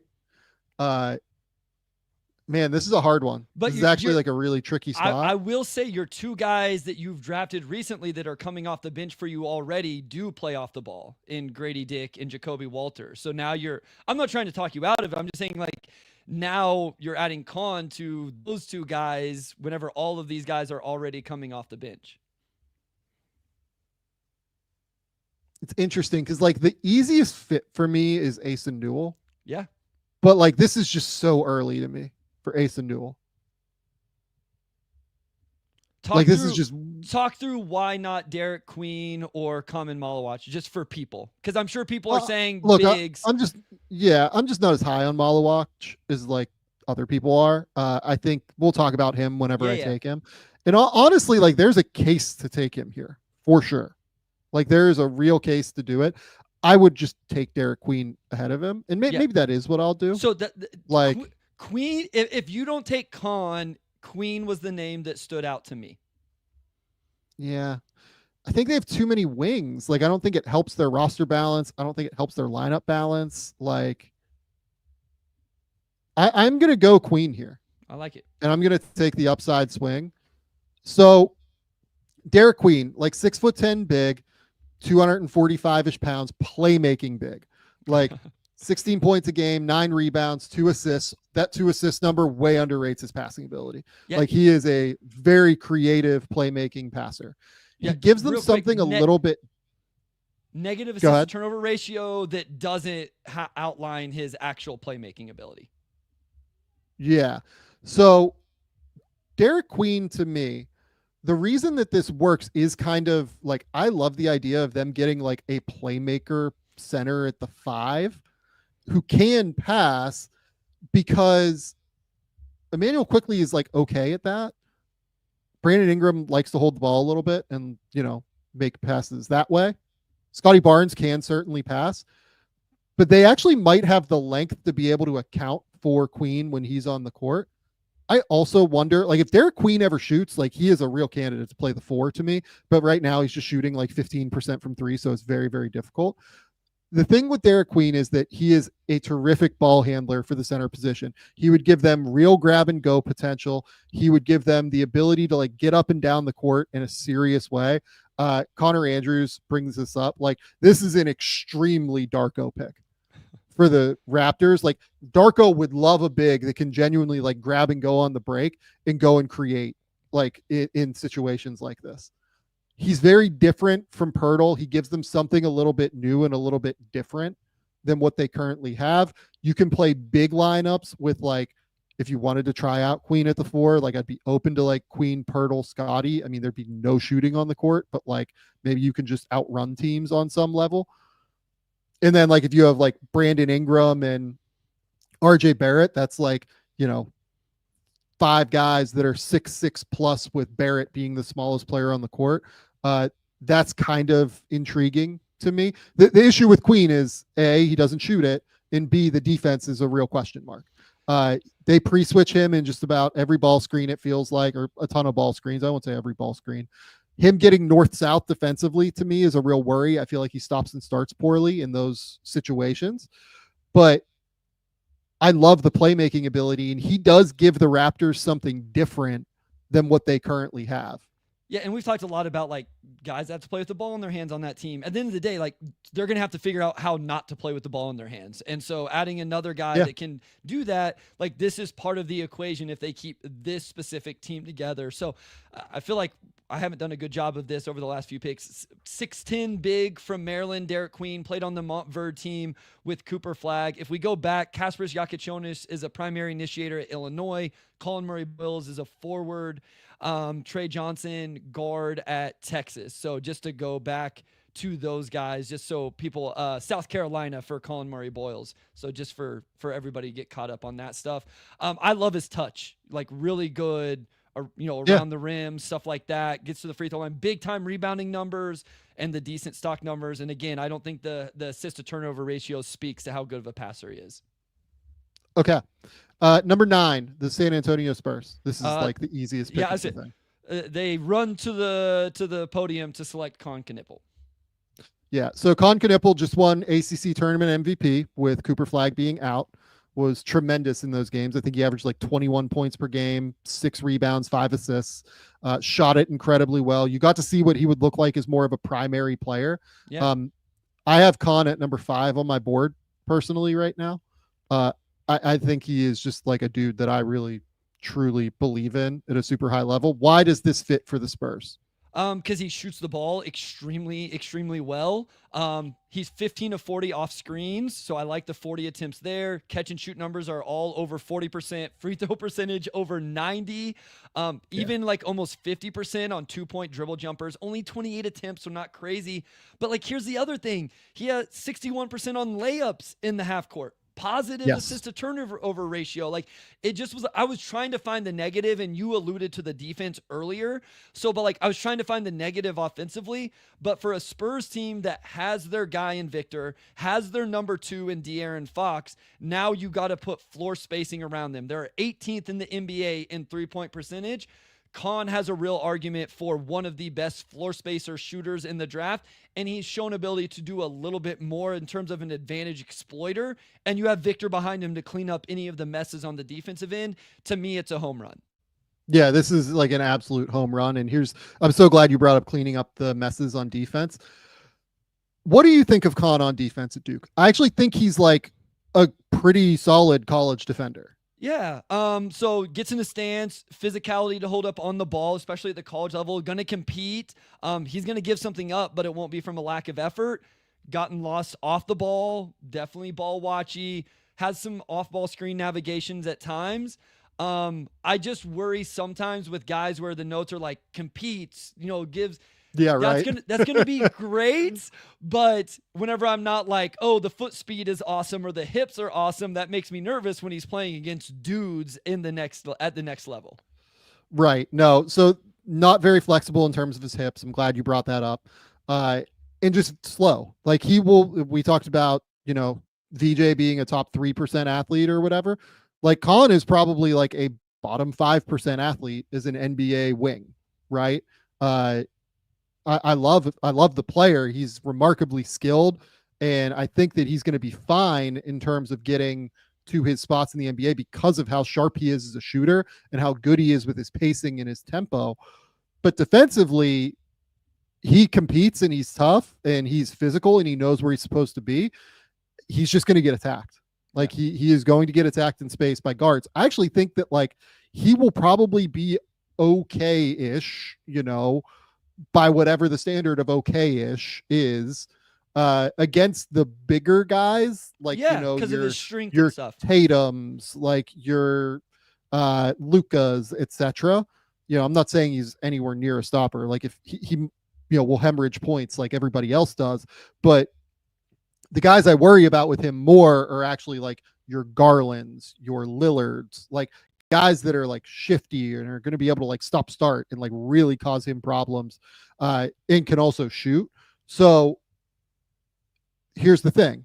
The best place for him is San Antonio, where he has Victor Wembanyama behind him and can oversell to be able to stop those guys taking pull-up threes, right? So I think it would actually make him a little bit easier, make his life a little bit easier on defense, because again, he knows where to be and he knows how to play defensively. How much better on defense is Khan than Dalton Knippel is a question here. It's like night and day. Yeah, Dalton Connect. Yeah, it's night and day. He is so much smarter, so much like just Dalton doesn't know where to be a lot of the time. Khan is always going to be in the right spot at least. Yeah, and like to be fair, Dalton had more of a like offensive scoring package. Dalton was also much older. But yeah, I don't think Dalton's was a struggle, and Dalton also had the hip issue. Like where Dalton can have some highlight dunks, Dalton also had the sit down in a stance, hip flexibility stuff that we talked about with Khan. But I don't think he has like the awareness that Khan at least has on the defensive end. So I don't think it'll be as bad as what we've seen from Dalton in his rookie year with the Lakers. Connect and Knippel. When was the last time we had two KNs that pronounce both the K and the N in the draft? It's amazing. Like somebody out there can nerd out on, and when I say nerd out, I mean in a very positive way. Somebody out there can nerd out on this one because this is amazing. Okay, number 10, the Miami Heat. I think I know where you're going to go. You're scrolling. Oh, I guess I am up. Yeah. Okay. Scroll back up. Who's next? Because I gotta. No, scroll up. Oh, I need to see next the team. is Portland. Okay, all right. But okay. At number 10. Where? Okay, this is interesting now. So I know where this. Why is he so low? Well, one, I know where this is sourced from. And I don't think it's updated because I saw their stuff recently and this wasn't what it was. So yeah, this is Fanspo, right? They source it Yeah. from another outlet, and I don't think this is updated to that. Well, So we can shout out Max and the No Ceilings guys. It's yeah. fine. So okay, so like Matt, I love shout No out. Ceilings, and Maxwell is my guy. Like I love Maxwell, but Yeah. I don't think this is updated to their newest big board mock draft stuff. So Yeah. Okay. So we are gonna go Jace Richardson here. yeah. Yeah, Jace is not the 32nd overall pick, but like whatever. Okay. So why do I like Jace Richardson? Really good fit in terms of the way that the Miami Heat tend to play offense. They really are good at like creating these mismatch opportunities. And that's what I think Jace has been really great at this year, is like taking advantage in ball screens of different opportunities that come his way, in drop, in, hard hedges, things like that. He's really good at like keeping a live dribble and very excellent at navigating space on the interior. The name, Jalen Brunson is going to come up here because he is like big, broad-shouldered, physical, uses his shoulders like really, really well to be able to create that separation, but also just like knows how to navigate those tight spaces with his footwork in a similar way. Plus they're left-handed. Obviously, like Jalen Brunson is so much stronger than Jason. That's what really actualized Jalen's ability to play at the next level in the way that he does. But I think that you see similar like superpowers there in terms of what Jace is like really, really great at, as a playmaker with the ball in his hands. If you look at the time since he's basically had the ball in his hands for Michigan State, I would argue that that is since the Oregon game on February 8th consistently. 29 points, 5 rebounds against Oregon, had 13 and 6 against Indiana in like a weird loss, had 21 and 6 against Michigan, had 22 against Iowa, had 21 in the game they lost in the Big Ten tournament against Wisconsin. This year he's shooting 51, 41, 84 as a freshman, which is just like completely bonkers in terms of efficiency. If you look at his last little group of games, I think he's at like 17 or so points per game. I'll get that number for sure once it loads up. I like Jace's decision making just a little bit better than Jeremiah Fears's at the end of the day. How would you assess them as ball handlers getting all the way to the rim? Because I think that like Jeremiah's handle is undeniably shiftier and like tighter, but I feel like he struggles to get all the way to the, like, I don't want to say struggles to get all the way to the rim, but I feel like he struggles to get efficiently all the way to the rim. Maybe is a way to put it. Listen, I went through the numbers. The thing with Jace is, and this is who I would have taken here as well, I think this is where I took him the last mock we did. Jace is 64% at the rim in the half court, but it's only 50 attempts. And so, like, that's the thing with a lot of Jace's numbers are the volume isn't quite there where you can just like really say, okay, this is it. But like 53% on 2-point dribble jumpers in the half court. The free throw percentage is good. Like a lot of the stuff looked really, really good. It's just not necessarily the volume we want. Where like Fears is under 50% at the rim in the half court. He's at 46%. Yeah. And so that's concerning because, okay, how does he finish when he gets there? Like I would probably bet on Jeremiah Fears getting there over Jace Richardson, but do I trust Jace to maybe show the touch and the finesse and the decision-making and the scoring a little bit more? Well, and to be able to get there on balance, to be able to like maintain like your touch through contact, to be able to actually finish, I actually do think I trust Jace a little bit more with that specifically. Yeah. And so, and then also I think Jace is probably, I think I like the foundational skills of Jace on the defensive end as well. So, I mean, for what it's worth, like it's not a huge gap in terms of the number of where I have him on my board, but I do have Jace higher than Jeremiah Fears right now. I do too. And the shooting is the big difference, right? Yeah. Like Jeremiah is not a bad catch and shoot player. Jeremiah Fears is shooting 38% on his catch and shoot threes this year. Correct. The problem is that like he just can't make pull-ups because his mechanics kind of fly everywhere on the pull-ups. You know what I mean? So when you look at all of that combined, like I think Jace, probably fits a little bit better, like, potentially shooting behind screens at the end of the day than what Fears is going to. I think that you look at the last 11 games, and this is against Big Ten competition, which is, people can say, oh, Fears had to deal with SEC competition. Well, Jace is doing this against Big Ten competition. He's averaging 17 points since he got the keys to the offense over his last 11 games, shooting 50, 42, 82, 5 rebounds, 2 assists per game. He is just an effective, impactful, and really sharp decision maker. Oh, by the way, in that time, he's only averaging 0.8 turnovers while having the keys to a number 2 seeded offense in the NCAA tournament. So I love Jace. I think he's an absolute dude. Yeah, no, he's really good. This is who I thought you would go with. This is who I would have went with as well. Yep. Okay. You're up at number 11. Yeah. So real quick, also, like, I wasn't trying to not give No Ceilings their credit. I just knew that it wasn't updated. No, of course. So I didn't want people taking shots at them. And that's why I was kind of like, because obviously it wasn't updated. I'm going to go with my guy here, a guy that's actually playing as we speak and record this podcast. I will take Rasheer Fleming here. This is one of those guys that I'm higher on than most. I understand it. Yeah. Yeah. This is aggressive. I don't mind it. It's aggressive. No, listen. So I have a couple other wings in this range with him and a couple bigs. I'm not taking a big in Portland. I just think that what Rasheer Fleming does is going to translate really, really well. I think he can shoot it. He has shot on the season over or right at 40% from 3.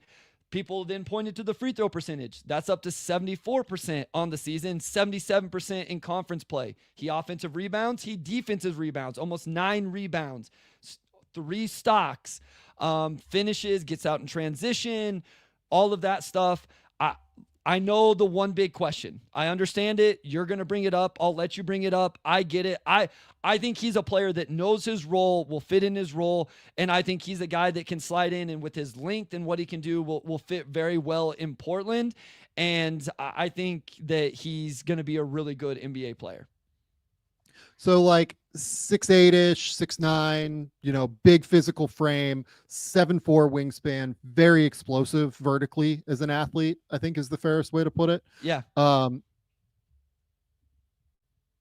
Really like knocking down threes this year. Like let's start with that, obviously. So Rasheer Fleming so far this year is shooting 40% on his threes. He's made 54% of his field goal attempts overall, 74% from the line. He's taking 5 threes a game. Like that was my big question coming in. Like, would he consistently up the volume? He has. Defensively, like being able to make like consistent rotations and like making quick reads. Like that's the big thing for me. Like, what does that look like at the next level? Like as he's processing like quick information as fast as humanly possible. That's where I worry about him, but this is aggressive for me. But I don't mind it necessarily either. No, like this is probably the one guy, because like Ben Seraph has been my guy as well, and I'm going to take him later than I have in previous mocks. Rasheer Fleming's the one guy I'm holding on to. So he's a forward from St. Joseph's. Like I said, he's playing right now against like a big time matchup for an NIT game. We talked about this. Him and Yaxel. Is Yaxel Lendeboer playing, by the way? Yeah, they're guarding each other. Like, I'm not going to lie, Sam. I have it on a different tab right now and am watching at times. Sorry. Oh, my God. Listen, like, these are 2 guys I'm fascinated with. We may talk about Yaxel later. But, yes, they are both playing in an NIT game right now. You're talking about – listen, I realize he's not a lottery for most people, but you're talking about 2 potential first-round picks playing in an NIT game as we speak. But, no, listen – Fleming still has room to grow in terms of like decision making offensively, the handle to be able to attack closeouts, defensively, like you said, making the rotations, but all of the physical tools are there on the defensive end, which I will buy into. Like I've just watched a lot of his stuff this year and I really buy into it. I've also watched that team never run a single play for him, and him to completely understand not to force anything. He doesn't shoot random floaters or pull-up jumper BS. He just knows his role, and he's fulfilled it extremely well. I realize that may not be sexy at 11, but I think it's with where I'm at on my board. I'm cool with it, and I think he makes sense in Portland. All right. Number 12, the Houston Rockets are up. So this is one I did in the mock draft, and I'm going to do it here again. And by the mock, I mean the mock I have over at The Athletic. Go read that, by the way, please. Go to The Athletic. Keep me employed over there. I'm going to go Thomas Sorber. Okay. Here. I love Sorber. I have Sorber right now, like in this. I think I actually have him literally at 12 on my board. I think he actually might be my highest. He's not my highest ranked player remaining, but he's close. 14.5 points, 2.4 assists, 8.5 rebounds. 53% from the field. Didn't really shoot it well from 3 this year, but they really like using him very high up the court. I think he's very comfortable, in dribble handoffs, in a whole lot of different actions, where he can deny dribble handoffs and find cutters. He's good in short roll passing situations. Like, there's still a lot to really buy into with Sorber here. Why do I like this for Houston particularly? So Houston theoretically has its point guard of the future in Reed Shepherd. And, they have a decision to make on Fred VanVleet. I would guess that Fred VanVleet is, a real shot to go back there, at least, if not going back. We'll see what happens there. Obviously, they like to play Jalen Green, on the ball a decent amount. He played on the ball either last night or 2 nights ago. I can't remember. All these days blur together this time of year. And he had like 11 assists in that game against Philly, which was a disaster for Houston, but they pulled it out in the end and won, which was good. I like the idea of them having a ton of wings and needing like a really high level backup center of the future. In this case, this would potentially allow you to like re-sign Steven Adams for 1 more year or so. Maybe have Sorber be your, 3rd string center next season. Obviously you probably want to reduce wear and tear on Şengün. Adams will probably miss some time just due to age, obviously. What I like about Sorber is that he does bring some real high-level defensive attributes with his size and length, while also allowing you to play a somewhat similar style of basketball to what you do when Şengün is on the court because of his ability to pass and play make. Yeah. Yeah, he can really pass the ball. I like his passing. So I like what he does around the rim. Great rebounder, great stock numbers. What do you like? So we don't think he's like a pick and roll man, right? Like, we don't think he's going to be like this lob threat. So this is the good fit. He for has you. like a little bit more pop there than what I thought. Okay. But he's still going to be very undersized for that position. Like, he's going to be like 6'9", 6'10" or so. And that's going to be undersized for the role. He's not going to go up and like really high point the basketball necessarily. But he has a little bit more pop than what I thought he did. Yeah. Whenever I did the deeper dive. That's where I have a little bit of concerns in terms of that. But I do think he's a really good this is another one where like I think the assist to turnover ratio is like neutral, like 1-to-1 essentially, whatever. I think he's a better passer than that. I think he's one of the best passers in the top group of bigs. So I like that. I like his finishing. Like I mentioned, he's almost 70% at the rim. He does have 16 dunks in the half court. I just have a little bit of concern about like the true like roll man stuff, but I think to your point in Houston, he can do a little bit of the Şengün type stuff that makes sense. Yeah. Okay. Number 13, you are up, Bryce. This is the Dallas Mavericks. Okay. So I have a question for you. Do I just add another wing to the room, or do I go a little further down my board and like reach for a primary initiator with, I believe Exum is hitting free agency and Kyrie's injured. Like, are they turning the key? Go ahead. I think they need a primary. So like I reach for Jeremiah Fears and turn the keys over to him? This isn't even that much of a reach for me, but yeah, I would. It's up to you though. This is your pick. It's not mine. No, I know. But this was one where like Fears is a little bit further for me. I'm not taking any of my bigs though. Okay, let's go Fears, because Fears was much lower than this the last time we did this. He was really struggling the last time we did a mock. Yeah, so this is exactly where I have Fears on my board at this point. Interesting. I have Fears at 13. Jeremiah Fears, 6'4" guard from Oklahoma, has been their primary playmaker this year. So things to like about Jeremiah Fears. He's averaging currently 17 points, 4 rebounds, 4 assists. And he did this as a guard who reclassified into the 2024 recruiting class to get into the 2025 draft. Now, here's the thing. These guards that reclassify up, it's basically a graveyard. Like, it's Derek Thornton, it's Christian Lander, it's Ashton Hagans, it's Devin Askew. Like, it's a crazy number of guards that have just really struggled to, in any way, shape, or form, translate up the level earlier than what you would expect. Fears, on the plus side, and to his immense credit, has been really good this year.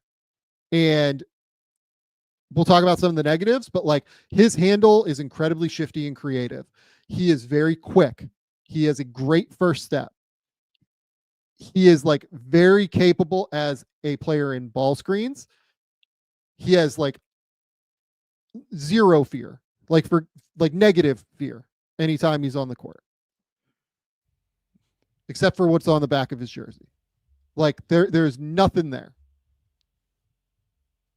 What worries me about Fears, and look, he's just very young. He's 18 years old, and like, it just reminds me of Monte Ellis a lot. Like, that's the player that when I watch Fears, like, it just is very extremely reminiscent of Monte Ellis. And I mean that positively. Monte Ellis had a 9-year run where he averaged 20 plus points and like 4 or 5 assists per game. Right.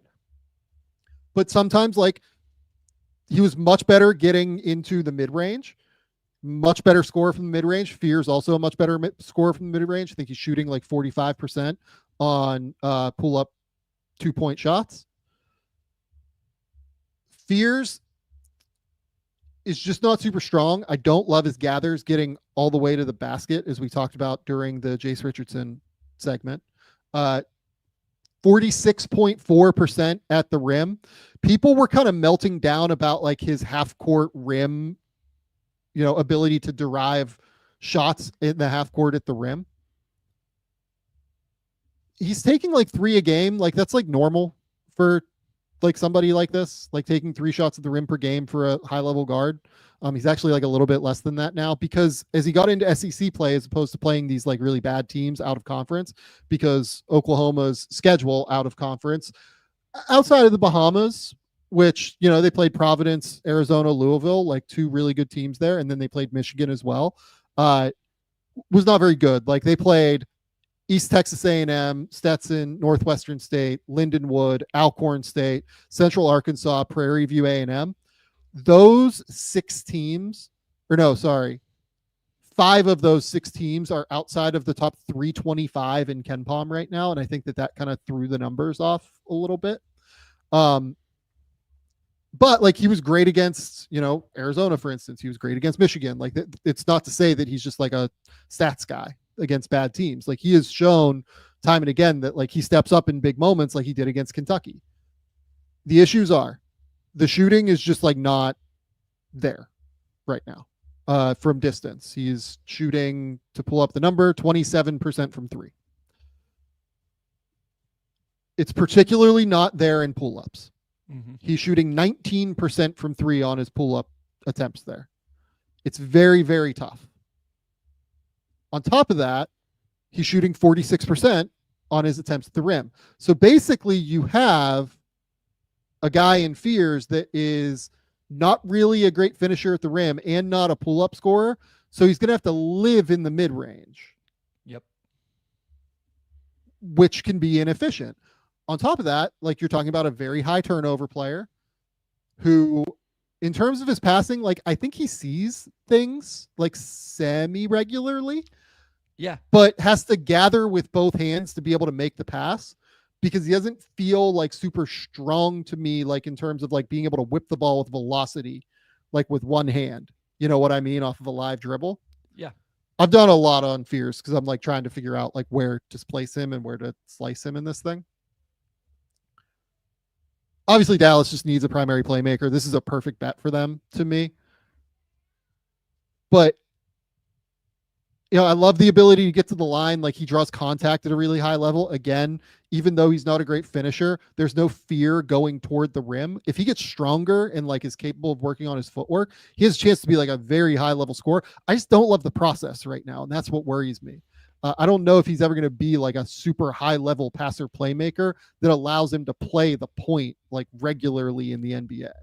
Yeah, the shooting numbers are just kind of funny, right? Because like the catch and shoot are good, the dribble's bad, the free throw percentage is awesome. On 200 attempts, 85% is a great number. But for him as a primary on-ball guy, you'd actually rather the dribble 3-point numbers be the better number. The 2-point dribble numbers are good. So there's a lot of things like you can just go back and forth and like, okay, I'm kind of into this. I do like his secondary, like his handle. He has like really nice secondary defender navigation dribbles, can play through contact in the second phase. The last thing I want to bring up is I'm not a huge fan of his defense. Oh God, that's the thing I wanted to finish on too. Yeah, like, he is like pretty rough. It's really bad. Like, go watch the second half of the Kentucky game in the SEC tournament. You will see, oh my, like they relentlessly attacked him. It was really bad. And it's on and off the ball. He runs into every ball screen. Like, yeah, he does have some disruption, right? Like the steal numbers are over 1.5, but that is a concern as well, is the defensive end for Fears. Yeah. So Rachel asks, like, this is starting to sound like someone you don't actually want on your team. So like, here's the thing. Yeah. Like some of the moves that Fears makes, like, sure. Yes, it's like all-star caliber guards, like in terms of creative handle. And if he gets stronger and like starts to care more on defense, a lot of these inefficiencies like really might go away.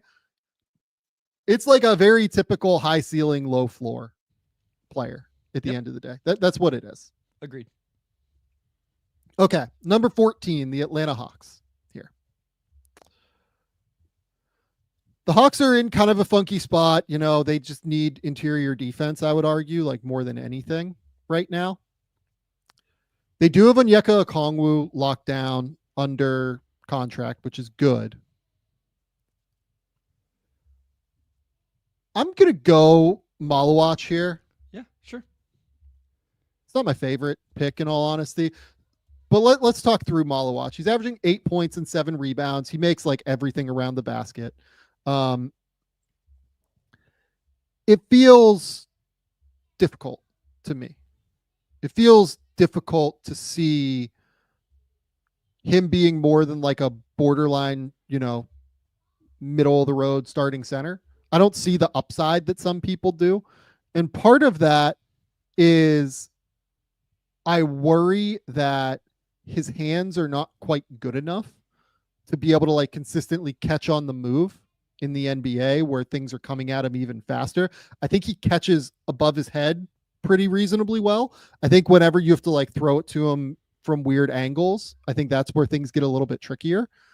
I also don't think he's all that explosive vertically, is my issue. Like, he doesn't have a lot of pop. It's more that he is just, very long. He has like a 7'5" wingspan at 7'2", 7'6" wingspan or whatever. And he's capable of like high pointing the ball because of that. But I worry that against NBA level strength, guys are going to be able to bump him and kind of get him off of his line a little bit easier as a true rim runner. And then when you throw that with the hands, like, I think he's better in the dunker spot than he is in ball screens. Yeah, I think, yeah, go ahead. I was going to piggyback off. I was going to say, I don't think he's quick off the floor. Like, I think he has, like, he's going to have gravity and like, you're going to be able to throw it way up to him compared to other guys, but he may be too slow to get off the floor. Like, I even notice it on his rebounds sometimes. He doesn't get off the floor quick enough, so we can't use his length and high point it away from a defender or offensive player, whatever side of the floor he's on. That's a real issue. Like, it's one thing I want to watch more throughout this year, not just in the NBA or college, but also in the NBA. I think sometimes we undervalue how quick guys get off the floor. It's all like, oh, they can get so... No, like, if you can't get off the floor quick enough, it's not going to matter. And so, like, I think he struggles a little bit with that. Like, he's a guy that, again, I was super high on, and I've had to slowly move down my board because it's just like it hasn't materialized the way I thought it was going to. Yeah. I'm So here's the other thing too. Very high hips, and I feel like he's not super strong through his lower half. Yeah. And yet, defensively, here's the positive thing. He's so big and so long, and he works really hard, and he understands, like, okay, I am absolutely fucking enormous, and he moves pretty well laterally for that size, to where he is like very capable of just cutting off angles constantly. I don't see him as quite the switch defender that other people do. I think that against NBA caliber defenders, like in space, with how high his hips are, I think there's like a real chance that guys are just going to leverage him. He'll be able to like survive out there, but I don't really love him necessarily as like a switch guy, right? I think he's a drop big. If the hands like continue to improve, I think that he can be like a really solid level starter. The other thing is like he's just like a great kid too. Like he really works. He's going to continue to get the absolute most out of what he's capable of.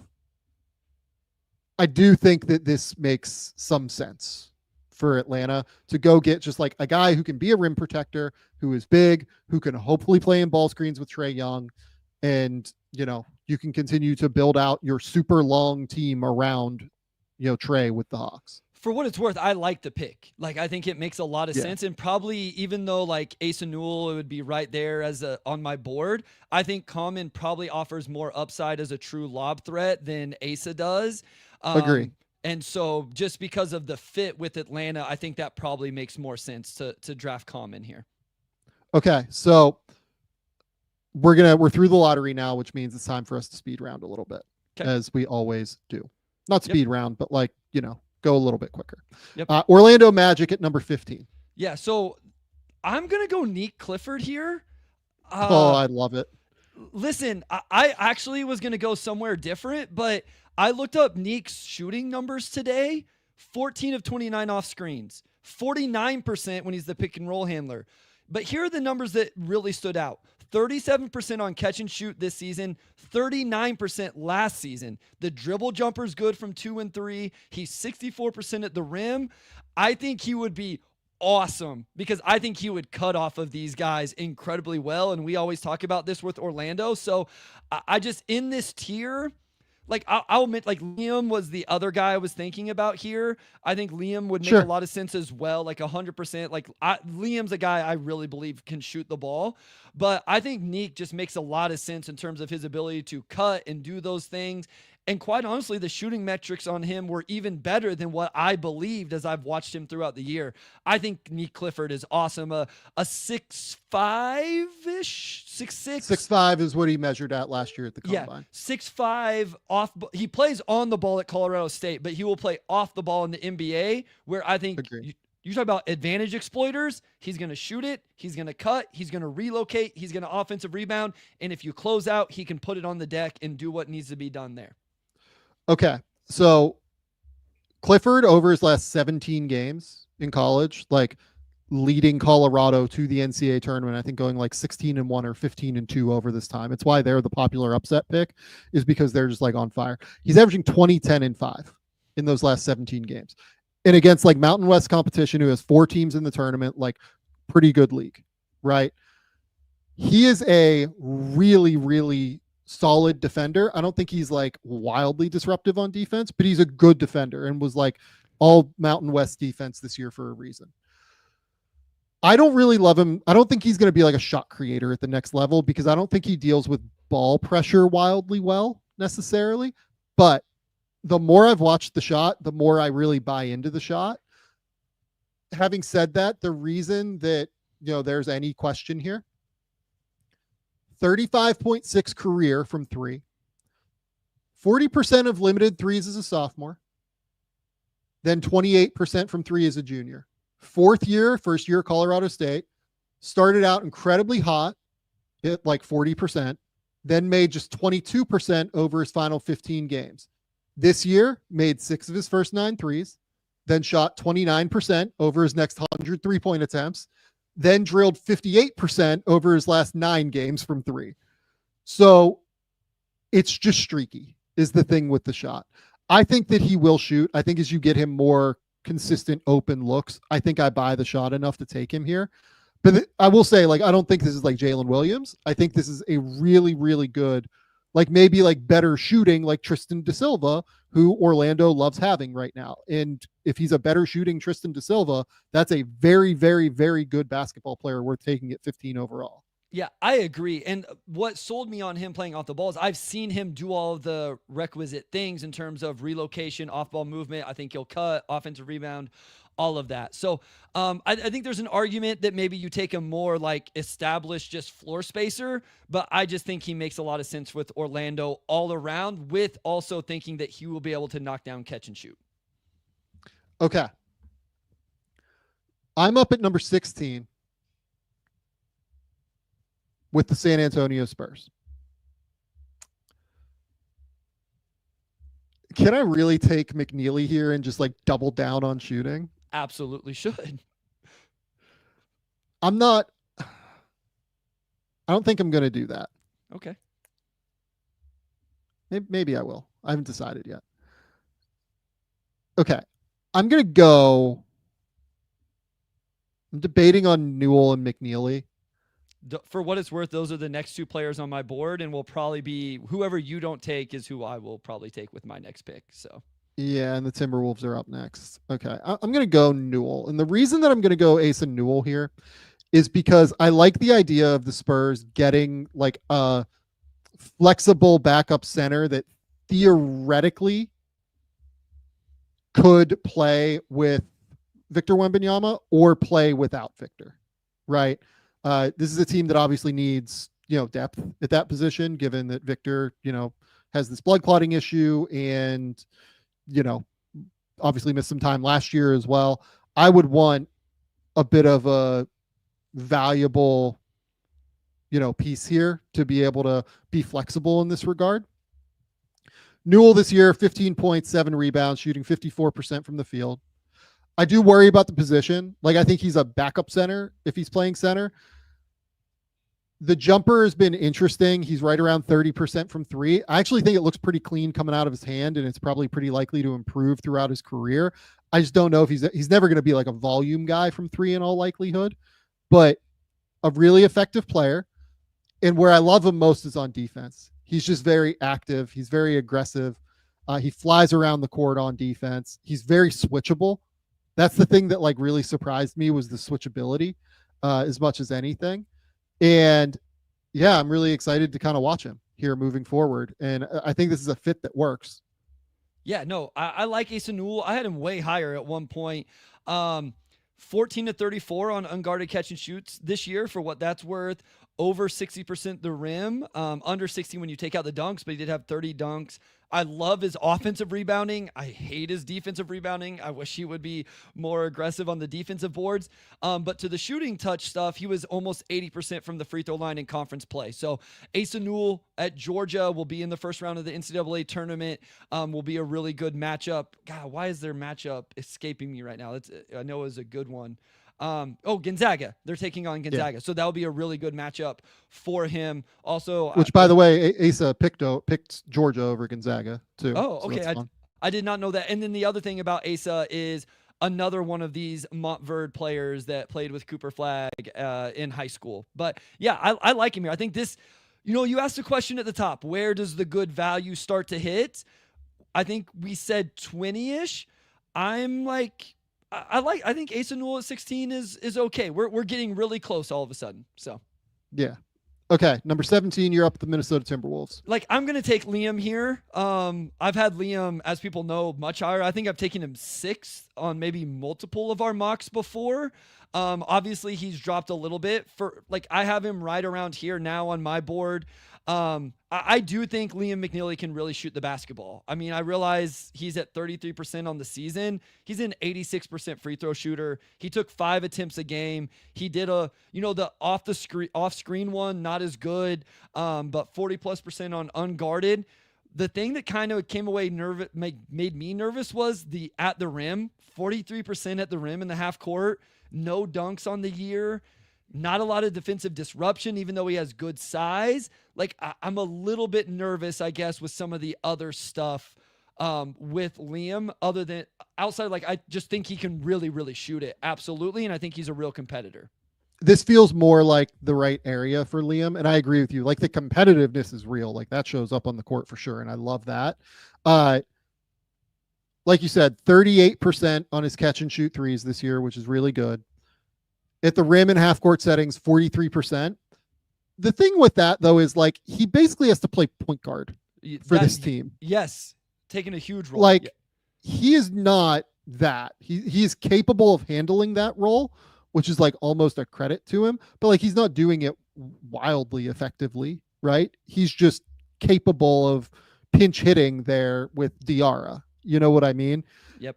And that's fine. Like, that's okay. It's not the worst thing in the world that, you know, his percentages are down because he has to self-create. Like, I would venture that most of those attempts at the rim and half court are probably self-created for Liam.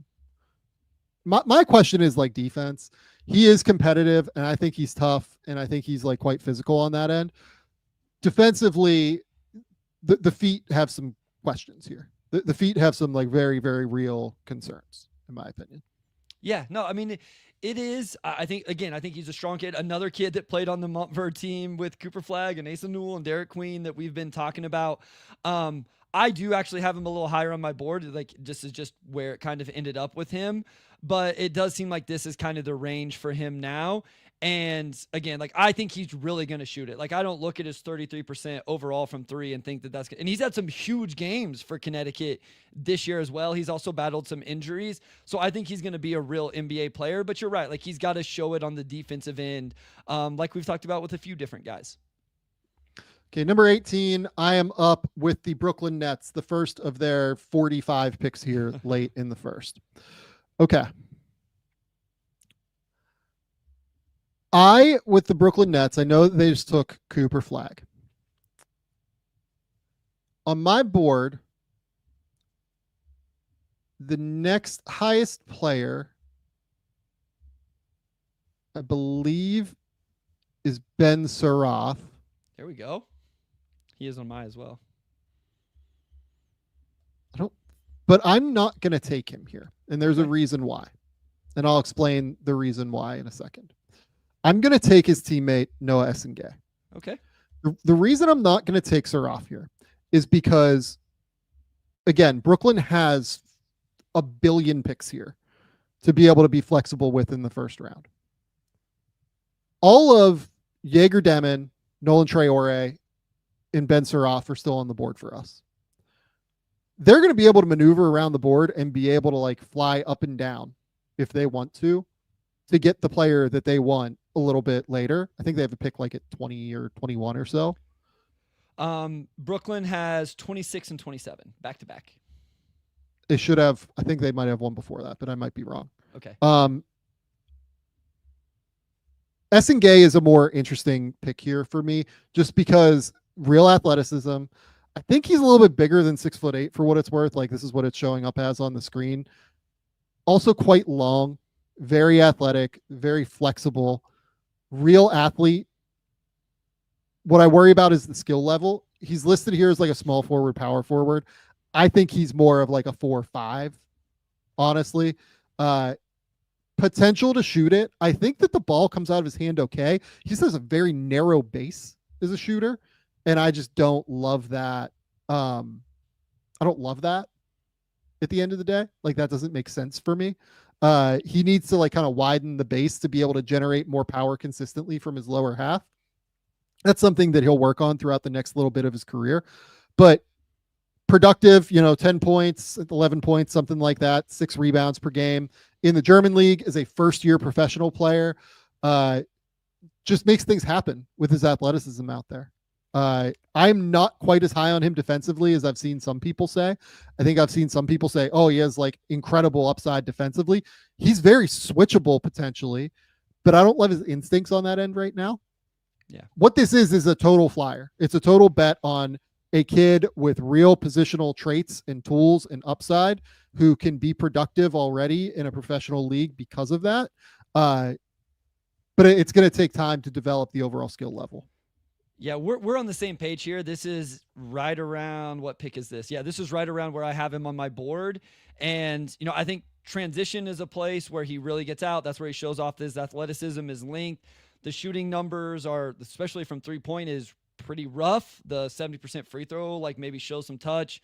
Half court layups is rough, but he does get there and dunk the ball. Like, again, to the athleticism, good rebounding numbers. Minutes are trending up, where Surhoff is the other way. I have it as well. Like, he's definitely a forward/big. I'm not sure I trust the scoring. I think defensively, I have some of the same questions as you, but I understand people's intrigue.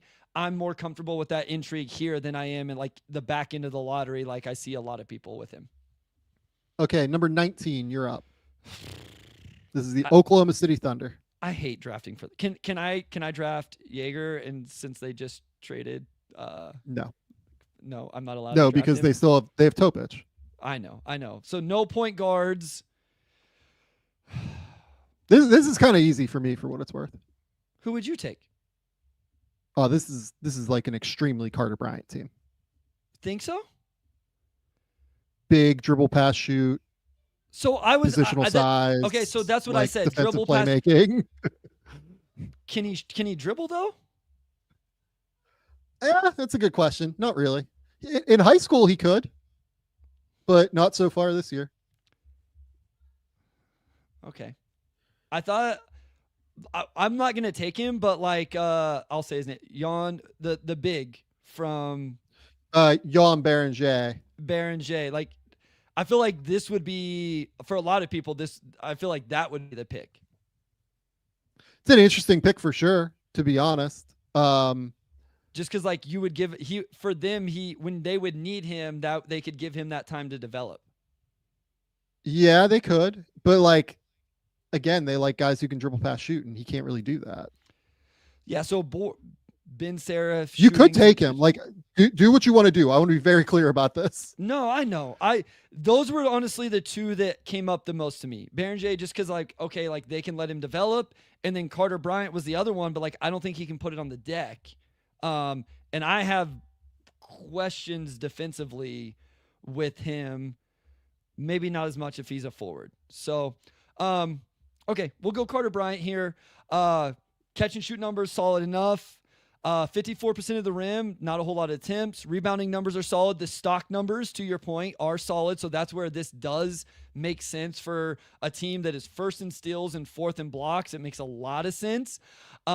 He's another guy that has negative assist to turnover ratio, but like, I like the passing. I don't think that those numbers do justice. That's just like roll to me. Yeah. I just have concerns with his dribbling, like his ability to put the ball on the deck, and his point of attack defense, especially against smaller players. So if he's playing the 4 and he can hold up there physically, I have less of concern probably with both of those things. But when you say dribble, pass, shoot for Thunder, and I'm not just saying just you, I think he can do 2 of those things. I worry about one of them.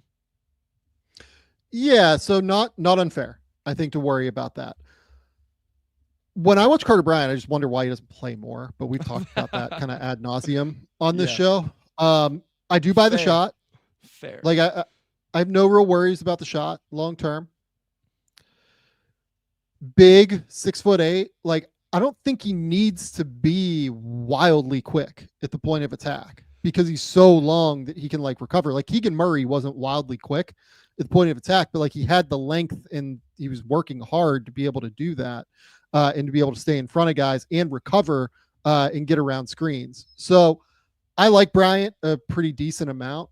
I think that he's a really, really sharp player as much as anything. He just makes quick decisions with the ball, which was not something I expected of him coming into college, honestly. I think this has been a really good year for him. They're like drastically better when he's on the court. They're like, I think it's like 7 points, 8 points per 100, might even be more than that. I'll look it up while we're talking, but like, it's like crazy how much better they are when he's on the court as compared to like some of their other older, 3-4 hybrids.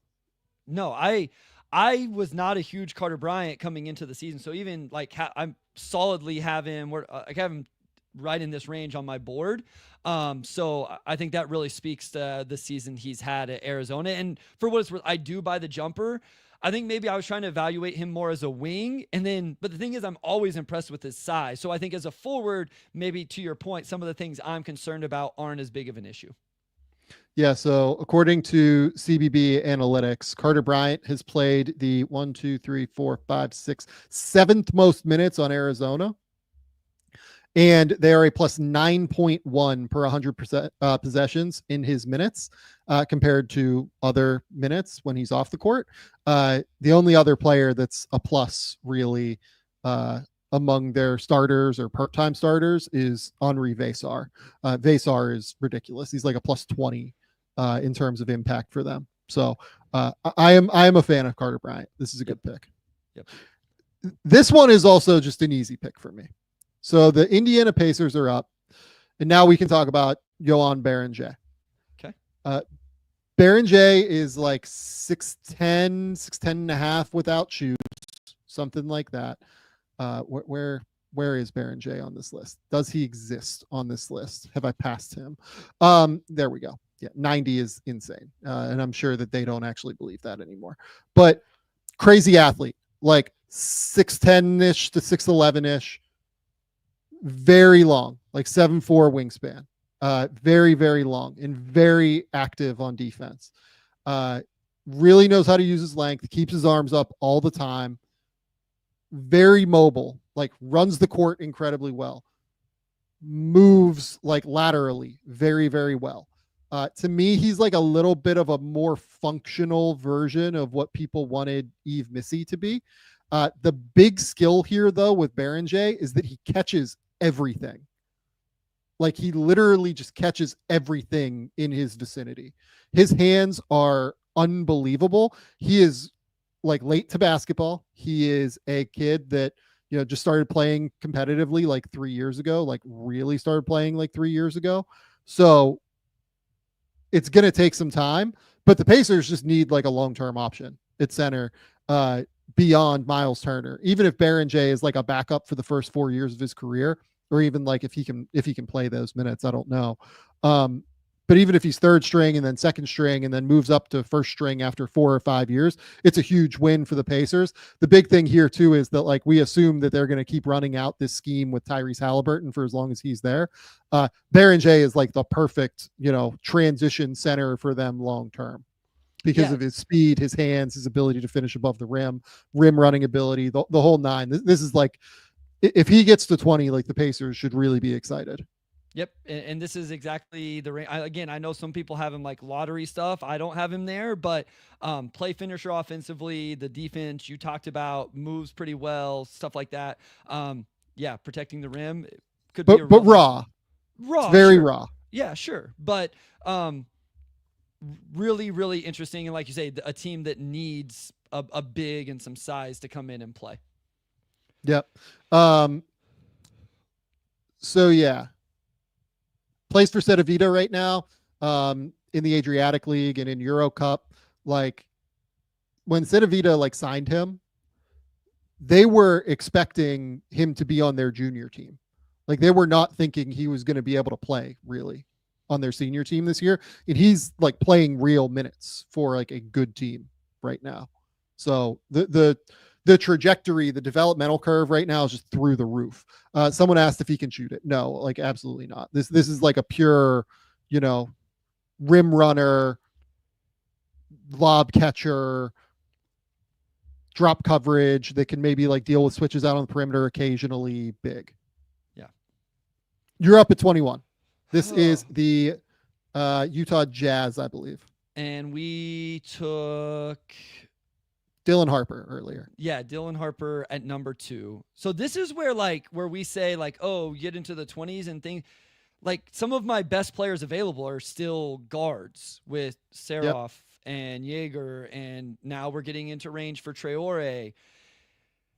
I don't like, this is a range I was going to bring this up where I don't know that I love like the wing options as much in this range. If you're looking for a backup point guard, I think, a backup guard, it makes a lot of sense.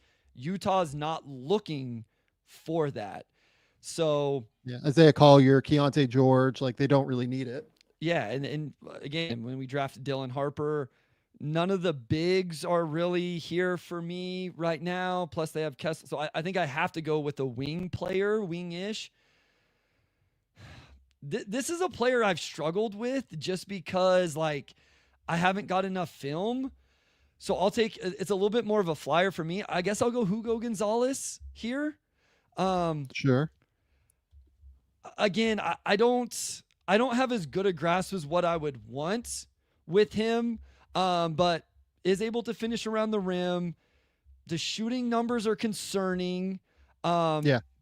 But some secondary ability, like off-ball guy, a little bit of that. I think he can get out in transition and do that. Like well built, does a little bit off the bounce, plays with physicality.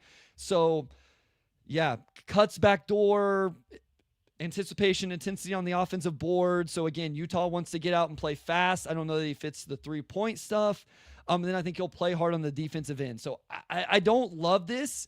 I would much rather be taking one of these guards, but I'll go Gonzalez here. Yeah, so like let's just be real about this. Like white European kid, like people are gonna have questions about the athleticism. That's just not the reality Correct. with Hugo.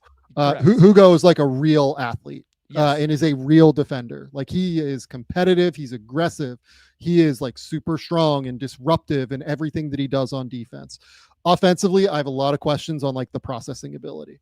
I really worry about how he has like a tendency to drive and like jump pass when I've seen him, and he doesn't really have like quite enough hang time as a jumper, even though he's explosive, to like be able to make those decisions rapidly. The shooting is a real concern. Obviously, that'll be a thing. Just tends to be a little bit more mistake prone. Things feel like they move very fast for him, and he's playing for Real, so like you understand why that's true, but you do bet on like the tools here is the idea. 6'6", super athlete, very aggressive, and you just hope that the shooting comes together. Yep. I think the athleticism fits with the pace, add the defense, and like you said, maybe the shooting comes around. Okay, so we took Jace earlier as well with the Miami Heat, who are up now. Correct. So what we're actually going to do here, we're up at 22. We're going to trade this pick. What? And we're going to trade it to the Brooklyn Nets for 26 and 35. So 22 for 26 and 35. Okay. That feels like fair value, right? Sure. So the Nets use this pick. Did I do this? What happened here? I want to do. Yeah, this should be going to the Nets. We're going to assume this is going to the Nets. Okay. And I'm going to take one of the guards now. Sure. For the Brooklyn Nets. Yeah. I'm going to go with Nolan Traore here. Okay. Traore has started to like really turn his season around in France. I know that it was like a tough start early on, but I've talked to a few different people over there now, just to like kind of understand as much as anything, like what I'm looking at, what the, intel is. This says it's going to Miami, but this is going to Brooklyn. Competitive kid, averaging 12 points per game, 5 assists, shooting 41, 29, 72. Has like basically a 2-to-1 assist to turnover ratio. Good at getting into the lane, like understands how to use ball screens, really good passer. I worry about how he scores at the next level. It does feel like it's different than Isaiah Collier, because Collier is like a big bowling ball, whereas Traore is just like really sharp in his movements and kind of knows how to get to his areas. I also think Traore just has generally better touch than Collier. So I have Traore like a decent amount higher than this. Not like crazy higher, but I have Traore right now at like 17, and they're getting him here at 22. This is just like a really, really solid pick for me at the end of the day, to be able to get Traore with the Brooklyn Nets, given that he is a real like dynamic playmaker with the ball in his hands, even if he's not overly explosive, doesn't like finish at the rim in the way you want. The in-between game is questionable. The jumper is questionable. But if those things come around, I don't think his touch is like catastrophic or anything. So if the scoring ever comes around, he's like a real starting point guard. It could end up that he ends up being a backup though, as just like a playmaker. Yeah, I mean, that's where I kind of feel like he is for me right now, like a backup primary initiator, but he could be really, really good. And as you like, he's a young guy. He has a really positive assist to turnover ratio playing over there in a pro league, just under 60% at the rim in the half court over there in a pro league. Like there are still some positives with Traore. I feel like at times he gets a bat because like he was supposed to be a top 5 guy and it hasn't gone the way people thought. I'm with you. Like I have him right around here almost exactly, but I do still think he's a first round pick. Yep. Okay, you're up at 23. This is the Washington Wizards. So I took Colin Murray Boyles earlier. I just can't take another, like, I'm going to take Caravan here. I don't love it, but he's the best shooter on my board for a while. So I'm going to go Caravan. I think a lot of other people, I think people are a little bit lower. I know his shooting this year hasn't been as good, but as I'm trying to pull up my scout, there we go. But he took 73s off screens this year, 42% on unguarded catch and shoot threes. Showed some touch like in the in-between game, which is important because he's not going to finish at the rim. Okay, let me ask you this though, and maybe this plays to the Liam McNeely thing, Sam. So Caravan was 50% at the rim in the half court this season with just 2 dunks. Last season, he was 71% at the rim with 13 dunks. Do you have, like, you watch Connecticut just to self-create all of it. Yeah, like, so that's why there's very few cuts for him going to the rim because like Diarra is not a great point guard. Liam McNeely is there, so like it's, you know, it's tricky. I think he's a solid rebounder, averages over 2 stocks per game, positive assist to turnover ratio, like he processes, get the ball where it needs to go, has made some big shots in his career. There's going to be real defensive questions. Who does he guard? I get it. I understand it. He does have good size. We're at number 23 here. And I just like, I couldn't justify not putting some shooting on this Wizards team. Well, if this is a sign of what, the Wizards think what about fans it. both and the Wizards think of your pick. The website crashed when you took Caravan. This happened last time too. Yeah, I love that's it. where we're at. That's where we're at with Caravan. Okay, number 24, the Atlanta Hawks. This is from the Lakers, I believe. Okay. A big question with the Atlanta Hawks is just like where they are on Kobe Buffkin too, right? Like Buffkin missed this season due to injury again. Yep. I kind of want to trade this pick again and go get like another like potentially guard needy team to see if that could like work. Is there a team that could move up? I mean, maybe Phoenix, maybe, you know, I guess Orlando is going to take a guard next. The Clippers maybe could use like a long-term, you know, lead guard. That could be interesting. I feel like we're running out of spots for lead guards as much as anything. That's what I'm saying. Like this is why this is always interesting because I mean, like, yeah. They lead my next tier of players too, which makes me nervous. What if we did? What do the Clippers have? Do the Clippers have any other picks? So the Clippers have. No. Let's like move 51. 30, 51. The Hawks, you know, get 30. The Clippers get 24. And then the Hawks receive 2 additional second round picks here. So basically, like the Clippers go get a bunch of picks to move down 6 spots. Okay. So basically, like 3 seconds to move down 6 spots. Okay. So the Clippers now are at 24, and I'm going to take Jaeger Okay. with the Clippers.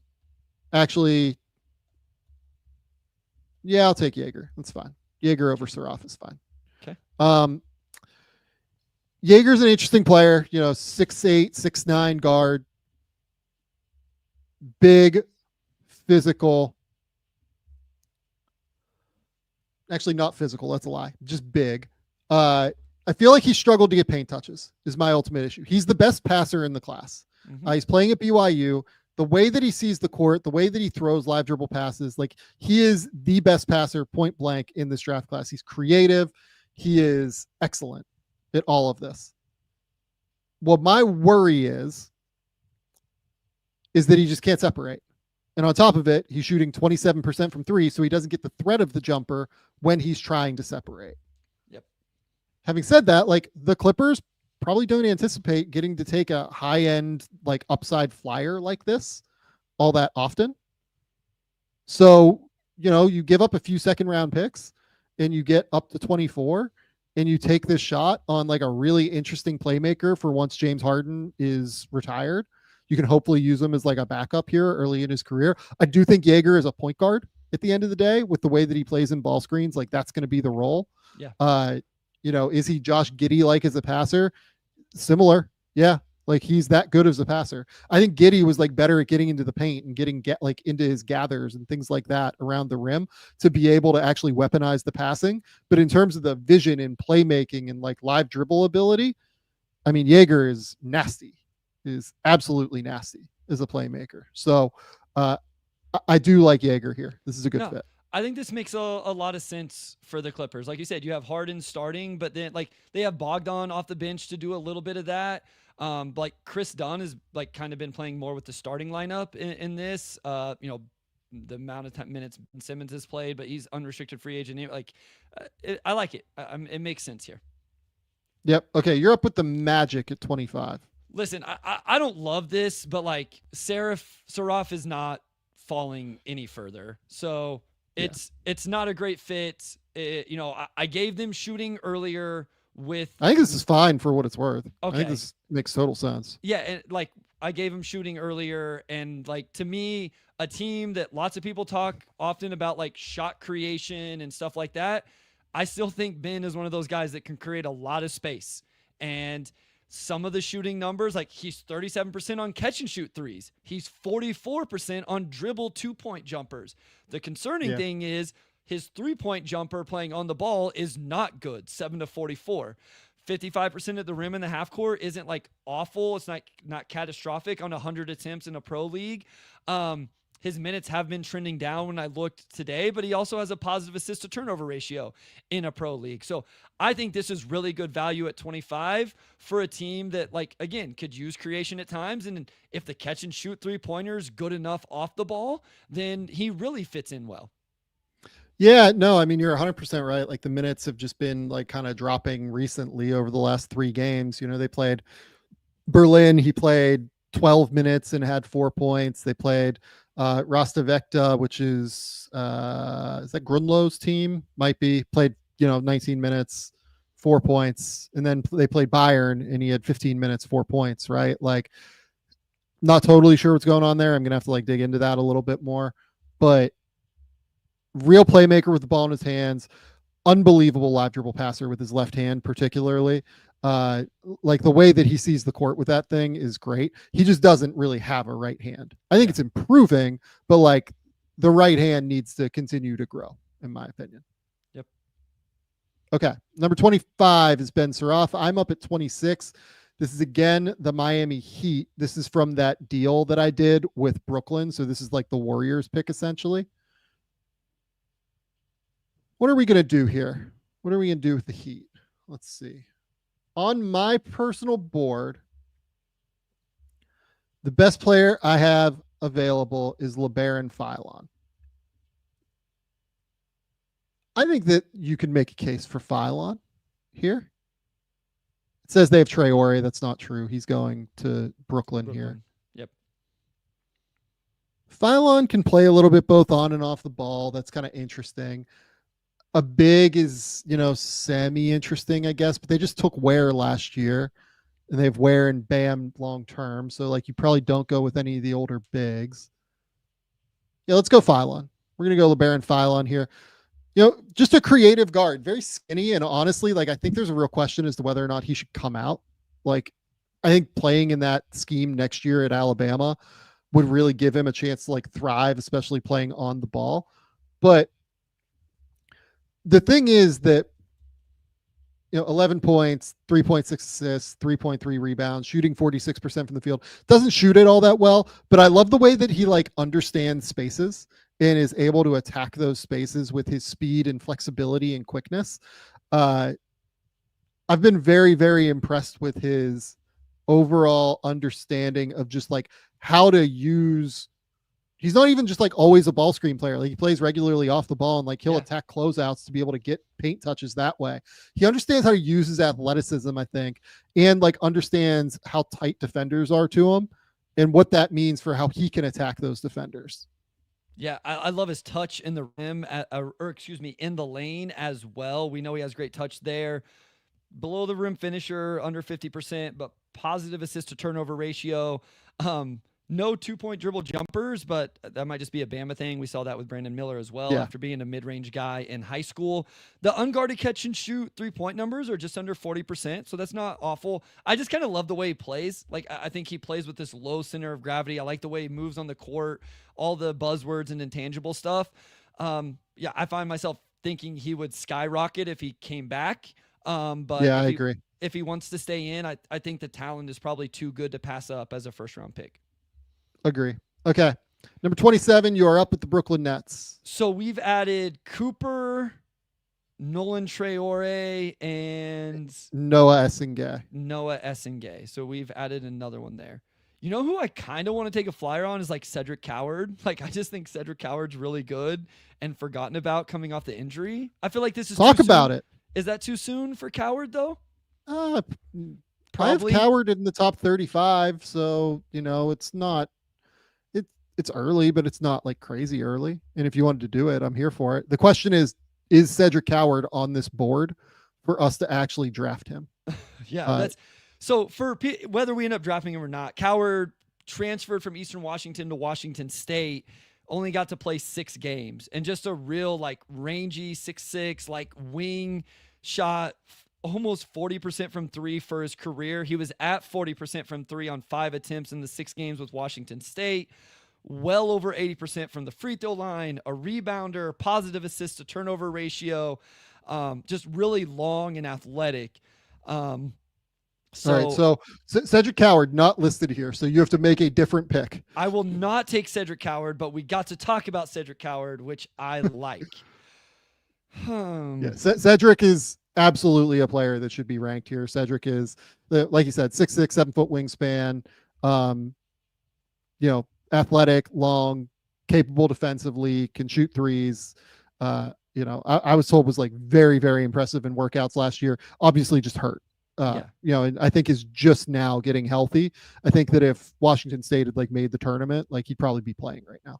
Yeah, no, he really, really interesting player. And I actually know for a fact that some guys at No Ceilings like him a lot. Yeah, Max is a big fan. Max is so a it's huge weird fan. for me that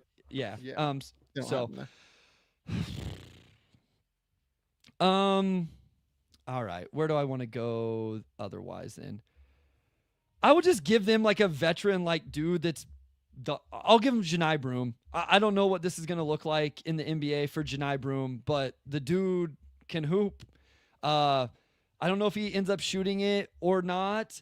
I don't know that I necessarily buy it, but he's a very productive player, finishes well around the rim in the half court, insane rebounder, insane stocks, insane assist to turnover, a big playing for Auburn, so a guy you'll be able to see in the tournament, started his career at Morehead State and has just been productive throughout his entire career. I don't buy the shooting because the free percentage isn't good, but offensive rebounder, again, can pass the ball a little bit. I'll go Broom here. Yeah, so 19 points, 11 rebounds, 3 assists, blocks shots, like all of that is very, very impressive. The folks that have seen him this year in person that I've talked to on the NBA side, a little bit of worry about his foot speed overall. Yeah. A bit of a lumberer in terms of his movement in a way that he actually hasn't been previously. So I do wonder if that is something to do with like the ankle injury that he suffered a little bit earlier on this year. But excellent player. Going to finish second in National Player of the Year. Like, awesome basketball player. I have no issue with taking Janai Broom here. This, I imagine, would result in them moving on from Day'Ron Sharp if they took him here. But so that was my only thing I didn't love about this was like the Claxton, Day'Ron Sharp. Like, what do they end up doing with all of that? So, okay, so the Boston Celtics are up now. So, got to be a guy who can shoot and got to be a guy who can defend. Those are two things that like are really important. Okay. I know who you're I have an take. idea. And to be clear, like I would bet you that the Celtics trade down from this pick. Like that's what they do. They tend to trade down and accumulate more assets. They also have 32 this year. So like they can go get another rookie at 32. My bet is that somebody tries to trade up and get this pick. Is there anybody that I like to do that with here? I don't know. I mean, like, could anybody try and move up and go get, like Danny Wolf or somebody in that's vein? That's the name right now, right? Is like Danny Wolf is the intriguing if somebody falls in love with his 7 foot. Like Yaxel's still on the board. Cam Jones, Miles Bird, Pinda's still there, but yeah, I really like Penda. But I'm gonna go with Lendeborg here. I would imagine that he's here somewhere because I know that those guys also like him. Is the XL Lendeborg really not here? Like, am I gonna lose my mind? This is insane. I'm telling you, this thing is not. I just went through their mock the other day. There he is. No, he's 34. He's right okay. Yeah. I just missed him. So Yaxel Lendeborg, 6 foot, 8 to 6'9". People have questions on how tall he's actually going to measure, but kid from I believe he's from like New Jersey, but like may like come like from Puerto Rico in some respect. Got to basketball later.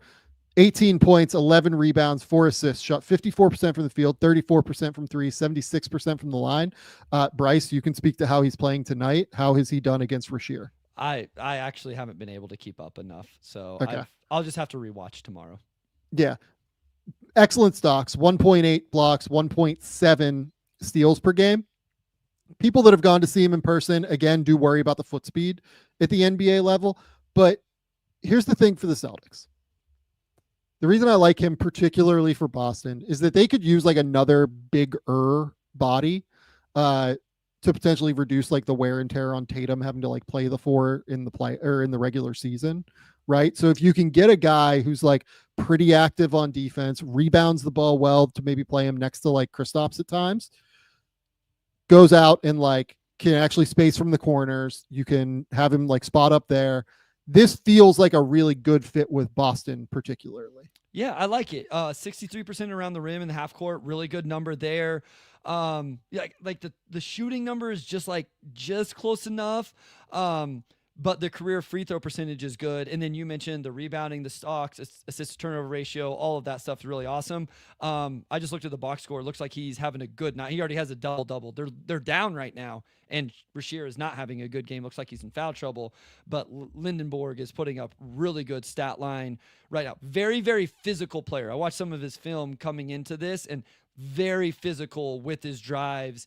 And, yeah, really interesting. UAB forward, Yaxel Lendeborg. Okay, you're up at number 29. 29 is going to be the Phoenix Suns. Yeah, I'm going to go ahead and take Pinda here. We've had him higher at times. I don't know what the Suns are going to need. The Suns are trading this pick. Yes, and as well as Kevin Durant. So who knows? And Bradley Beal if he decides he wants to go as well. But Pinda, excellent on cuts, 36% on catch and shoot 3-point attempts, 55% of the rim on low attempts. Not a guy that gets there a lot. The vertical pop is definitely going to be a question with Pinda. Good rebounder, good assist turnover ratio. Plays overseas, 6'8" forward, built strong, right? Like back-to-back picks Oh, here. it with, looks like a freaking bear. Like he's Yeah. like he might have been like 250 pounds at the All-Star camp that they did for young players in France, where he won MVP of that. Like he was like a monster. Yeah. And so like back-to-back picks with him and Lindenborg were like just very solid. But I do think Pinda can be an advantage exploiter. Again, I highlighted the catch and shoot numbers. I think he can probably attack the closeouts, move the ball, but he is a below the rim finisher, which makes me a little bit nervous. I have this in my notes. I don't remember where I got this from, like an 8'9" standing reach. So that would give him like a 6'11" wingspan, which would be good. Defensively, I know we've gone back and forth. At one time, you were pretty high on his defense, and I think you came back down. Is that still kind of where you're at with him on the defensive end? Yeah, like makes some really impressive like scramble rotations, but he is a gambler out there. Like the stock rate, I think, overstates how good he is on defense. He's physical and like he really works hard, and like he is generally pretty solid on defense, but like the stock rate is very high, and it overinflates how good he is actually on defense, in my opinion. Yeah. Yep. I'm with you. I haven't, like, whenever I turn on the film, it's not quite what I've seen people talk about. So yeah. Okay. I'm up at number 30 now. This is the Atlanta Hawks again. So they have gotten 30, 51, and 2 additional seconds here. Honestly, this was the Clippers trade, right? yeah, and I've already taken Malawak. Okay. I can't take Danny Wolf, which is a bit of a bummer, because Danny Wolf makes sense. So the names on the board for the listeners: Danny Wolf, Cam Jones, Miles Bird. I know Alex Condon is an end of the first round guy for people. Ryan Cockbrenner.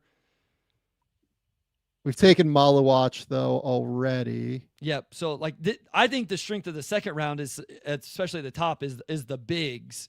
So to your point though, that's not somewhere you can go right now. Let's do this. Let's talk about this player. Okay. Let's talk about Drake Powell. Okay. We'll take Drake Powell at 30.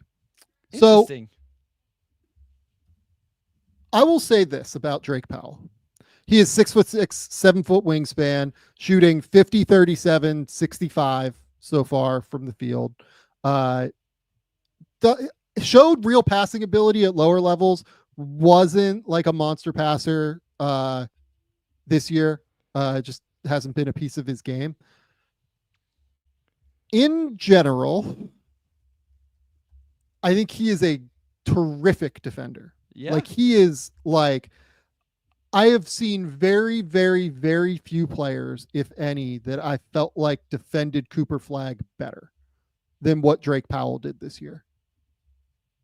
And I have some real questions on like what he is long term. I trust Carter Bryant more as a shooter, which is why Carter Bryant goes a little bit higher than Powell does here. I honestly think Powell should probably go back, if I'm being completely transparent. But given that we don't have decisions yet, like I'm going to take him here. Again, the Hawks are trying to surround Trae Young with as many high-level, long, athletic defenders as humanly possible. Sure. Drake Powell is that, absolutely. Like 6'6", 7 foot wingspan, really excellent on defense, cuts well off the ball, just doesn't have like the requisite ball skills yet to be able to do a ton offensively at the college level. Also, like this North Carolina scheme tends to like kind of downplay wings, in my opinion. In terms of like just their responsibilities that they're given. It accentuates like high level scoring guards and bigs, because those bigs, you know, crash the offensive glass and really put up numbers. But I feel better the more that I watch Drake Powell, that he might be like a decent upside swing for a team, you know, late first round, if he decides to take the flyer on the draft this year.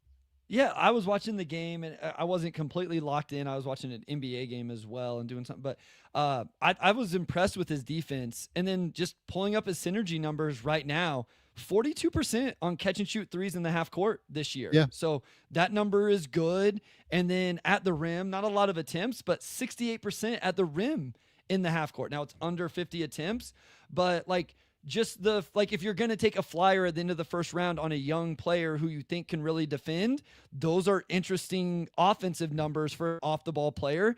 And I like that you pointed out, we've continually emphasized this is the idea of player you want to continue to put around Trae Young. Yeah. And then now with this, you would have Onyeka and Common at the big spots. And then you just keep adding to Dyson, Jalen, Risa Shea on the wings. I don't dislike it. I don't dislike it. Okay. So that's the first round. We are done. To recap, Cooper Flagg to the Brooklyn Nets, number 1. Dylan Harper, number 2 to Utah. Chicago Bulls take VJ Edgecombe at number 3. Ace Bailey, number 4 to the 76ers. Colin Murray Boyles, number 5 to Washington. Trey Johnson, number 6 to Charlotte. Kasper Siakashionis, number 7 to the Pelicans. Derek Queen, number 8 to Toronto. Con Knippel, number 9 to San Antonio. Jace Richardson, number 10 to Miami. Rasheer Fleming, number 11 to Portland. Thomas Sorber, number 12 to Houston. Jeremiah Fears, number 13 to Dallas. Kamen Malawak, number 14 to Atlanta. Nick Clifford, number 15 to Orlando. Asa Newell, number 16 to San Antonio. Liam McNeely, number 17 to Minnesota. Noah Essengay, number 18 to Brooklyn. Carter Bryant, number 19 to Oklahoma City. Jan Barron-Jay, number 20 to the Indiana Pacers. Hugo Gonzalez, number 21 to Utah. Nolan Traore goes to Brooklyn at number 22. We traded number 26 and number 35 to the Miami Heat to do that. Alex Caravan, number 23. Jaeger Demon goes to the Los Angeles Clippers for number 30, number 51, and 2 additional second-round picks. So the Los Angeles Clippers selected at number 24. Ben Suroff, number 25. LeBaron Philon, number 26. That was the remnant of the Nolan Traore deal that we did. Number 27, Janai Broom. Number 28, Yaxel Lendeborg. Number 29, Noah Penda. Number 30, Drake Powell. That is the remnant of the Jaeger Demon deal that we did. Okay, we did okay here. I feel pretty solid about this. Yeah, so again, names left would be Danny Wolf, who we've mentioned, Cam Jones. I already talked about Cedric Coward. I know Miles Bird for a lot of people. Condon, Cockbrenner. Any other names? Yep. Uzan, I know is a guy. Sholga. 2 euros. Sergio Di Laria at Valencia. Bogoljub Markovic at Mega. I still like Tyrese Proctor. I will make a case for him. Isaiah Evans is another guy that we could have had here, just, as a Duke wing shooter, but my impression is more likely to go back. You said Condon, right? Yep, I did. Yep. Yeah, I've Condon a little bit lower, but, whatever. Will Riley, Illinois, is a guy that I think you and I are just a little bit lower on than some. I mean, I have him in the mid-second round, but he would be we've said all of the names, we've said names that are in this. I like Maxime Renault at Stanford as well. I think there's strength in the bigs in the top to mid-second round. Yep, that is true. Okay, Bryce, that's all we got. We're going to call it for the day. You get to go watch American now, play basketball. Yeah, that's not going well. Their best player got hurt in the first half, so they are not playing well. For the people who don't know, Bryce played at American, made the NCAA tournament, twice at American, played in one NCAA tournament game because he got hurt the year before, unfortunately.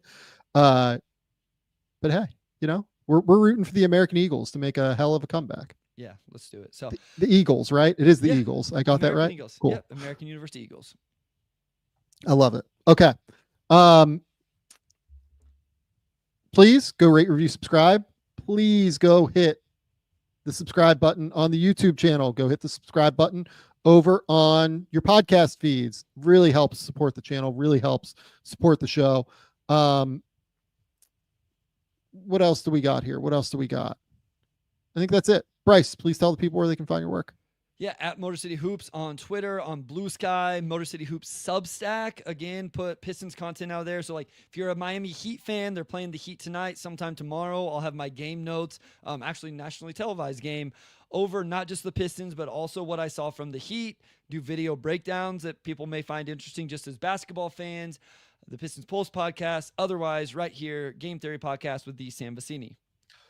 Go to The Athletic. Keep me employed over there. We will be back at some point this weekend, I would guess, probably Sunday.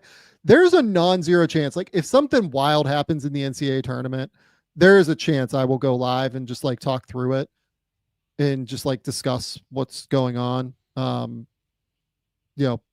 Keep an eye out for that.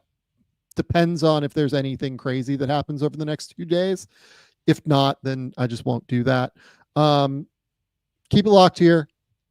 Like I said, I have a mock draft over at The Athletic that is based on like what teams are doing as opposed to what Bryce and I are doing here. That's like got real intel. It has like a lot of sourcing. Like, go look at that. That's probably a better, vibe if you're looking to see what actually is happening for teams at the draft right now. Regardless, we will be back at least on Sunday. Until next time, we'll talk soon.